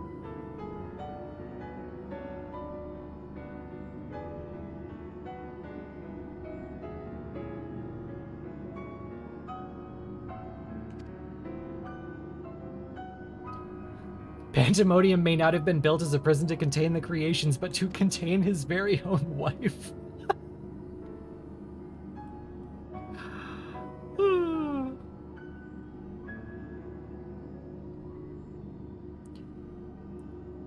It's not beyond the realm of possibility that Pandemonium's true purpose was to keep her isolated from the other ancients. That is an interesting interpretation, Claudian. Perhaps it was his love for her that kept him from tightening his grip on her activities. The theme that I like about this is the self-sacrificing nature of La Habrea. That he would rather this happen to Athena than to, like, the alternative to someone that he loved. That he would rather be an asshole in his child's eyes forever than to have his child be hurt by what his mother really was and did to him. The fact that La Habrea, I mean, look at what he did to himself in the pursuit of his duty. And this is what I love about the evolving nature of additive retcons, when you don't pull it out of the game and say it's no longer true, but you keep building more and more scaffolding around it. What started as that La Habrea was a level 50 villain has become layers and layers of reasons of why he jumped from body to body, how that made him weaker, how it was part of the pursuit of his duty, and the fiery nature of his creations, and the whimsical nature of his arrogance and his hypocrisy. And it's like, the additive nature of retcons over time has turned La Habrea into a very interesting character. And that's what I think this story should have been. So the fact that it really did that in this I would call Pandemonium a huge success in terms of what they've done for La Habrea and the Ancients, and kind of my interpretation of the game. I'm glad that it's nothing too inconsistent with my interpretation of the game. Sometimes things are, and I really have to think about it for a while to form a new interpretation. And they actually managed to pull a, we wrote this 2 weeks ago about something that's been unanswered since 1 or 2.0, and I'm not the least bit salty about it yet.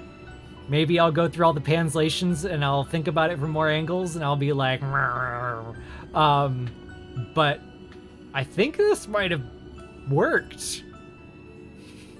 I think it all might work. This was a good raid tier. And like,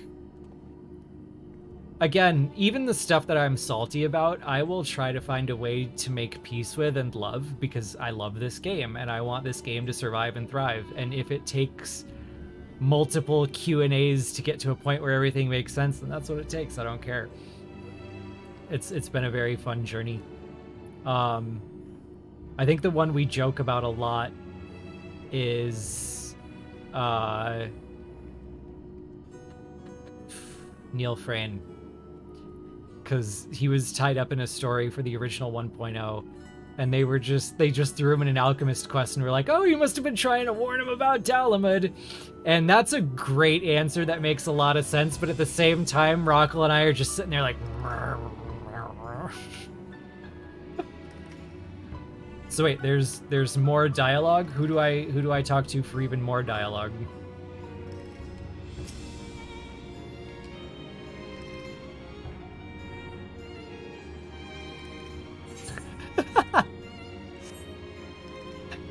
I've reminded Rockel how angry he is. I'm sorry.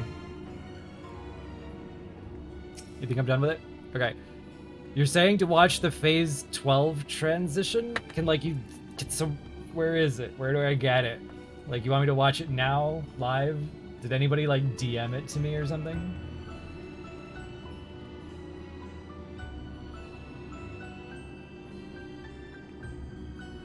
In the Pandemonium room. Okay, I'm on my way. Alright. Alright. So you won't see what I'm seeing. Because I don't have a capture for a window. I have a capture for the game, I think.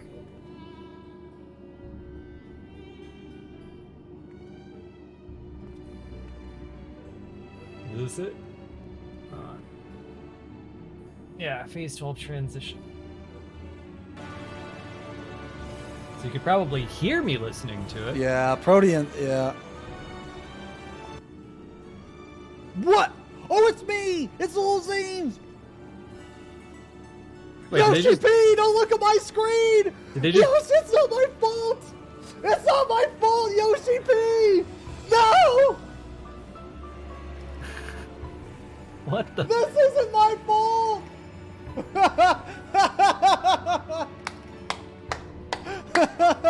That's not my fault! Read! Yoshi, it's not my fault! Hold on. Am I looking at this right? Did they make a fucking NASA strat joke?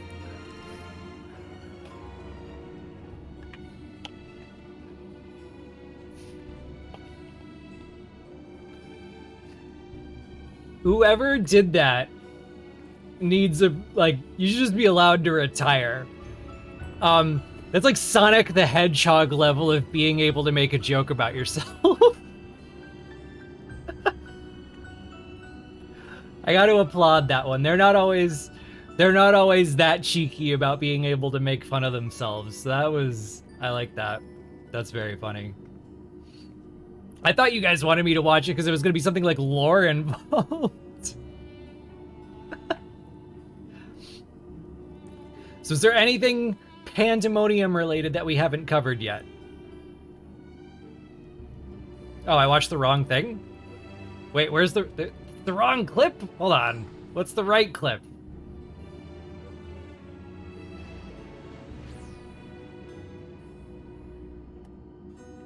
Hold on, I've got it. Let's see. I've got many more links coming my way now. Okay. Okay, hold on. This looks like something. This looks legit. Let me change the audio, the quality, though it's defaulted to a very low quality. Yep. We're like,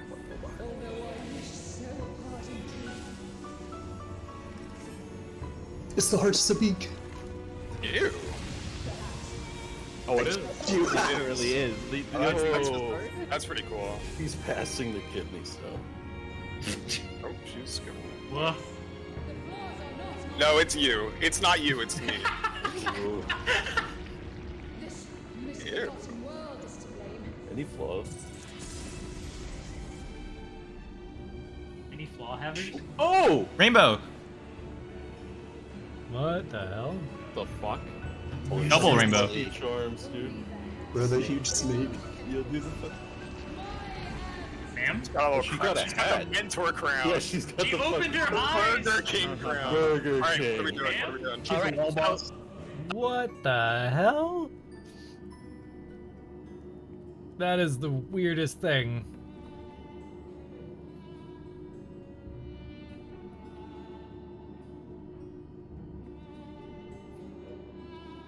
Yeah, the blame deflection is very Seymour Skinner. No, it's the world that's wrong. I'm glad I have you guys to point out like the music references and the music homages and the music callbacks. I have a terrible ear for that. I have a terrible ear for leitmotifs, especially like there are people who only listen to. No, hold on. There are people who only listen to music in the game setting, and there are people who are literally sitting at work listening to game soundtracks. So like, if a song has only been used in the game it came from, I have not heard it since the last time I played that game. And I will almost never recognize a reused song. I will almost never recognize the leitmotif. I'm glad I have you guys to point this stuff out, because it will never ever pop up for me. What I do, like my relationship with game music, is when I experience something for the first time, like the raid, like we're doing right now, I will turn BGM on and experience like the full emotional impact of that. And then as soon as the raid is over and I go back to playing my normal everyday experience, slash BGM, and off it goes. And I put that in all caps so it didn't go. And away it goes. And I never listen to that BGM again until the next time I do something that requires an emotional impact. So my goal is to never hear it in contexts where it wasn't originally intended to be heard, because then I start getting sick of it or associating it with a certain activity or a certain place or a point of time. I only hear the song the one time, which means I never really associate it with that place. I associate it with the emotion of going through that story. So yeah, I'll never notice reused songs. I'll never notice leitmotifs. I'll never. Also, in the clip, I didn't really get a good listen to the music anyway, because it was playing both songs at once.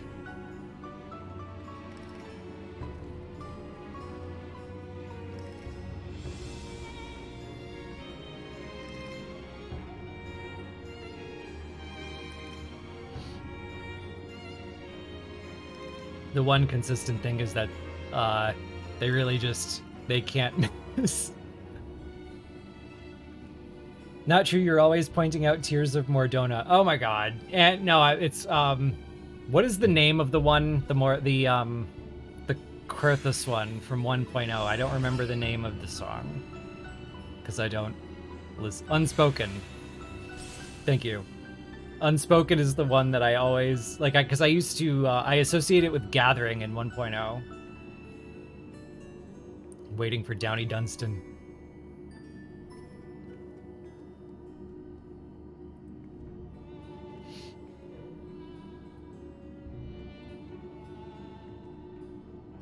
Yeah, I'm gonna go back and watch everything in with an actual critical eye, and especially go through and start panslating some of the lines just to see if anything's different. With stuff like this, we've said we're gonna go back and panslate them, but every time we do, it turns out there's nothing actually terribly different between them. So we don't often return to it unless there's something crazy different. So I don't expect there's gonna be anything crazy different, but we'll do it just to check. So is that it? Is that Pandemonium? Are we done? Did we do it?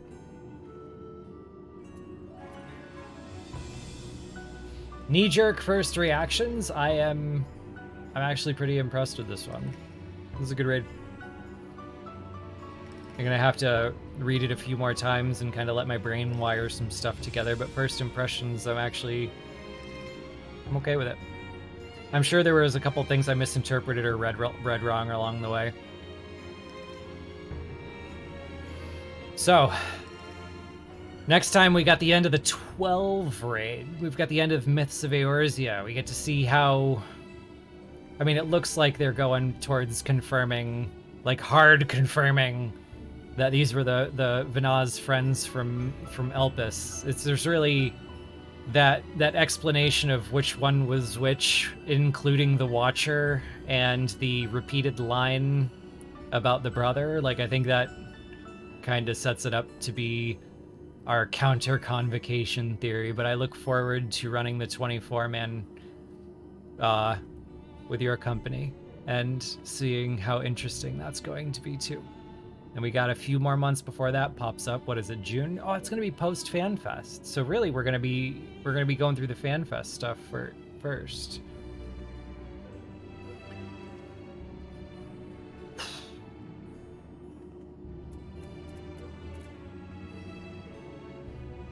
So yeah, let's wrap it up. Let's wind it down. Let's get out of here. It's been almost 4 hours. Thank you so much for sharing the experience of going through this with me. These are very like initial knee-jerk thoughts. They are not polished. I'm sure I will notice I've made mistakes in many places. That's what it's like doing it live. But I thank you so much for the good company, and I thank you so much for the contributions in the chat and the things you point out to me and getting me to like talk to the right people at the right times, so I don't have to discover it, you know, like 2 weeks from now through a transcript building exercise and summary writing exercise.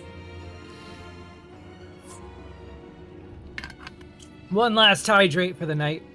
We finished the bottle. Go get some sleep, everyone, if it seems to be about that time. Thank you so much again for spending the time with me. Thanks for all of the support, and I will see you at perhaps FanFest. And if not, perhaps the next.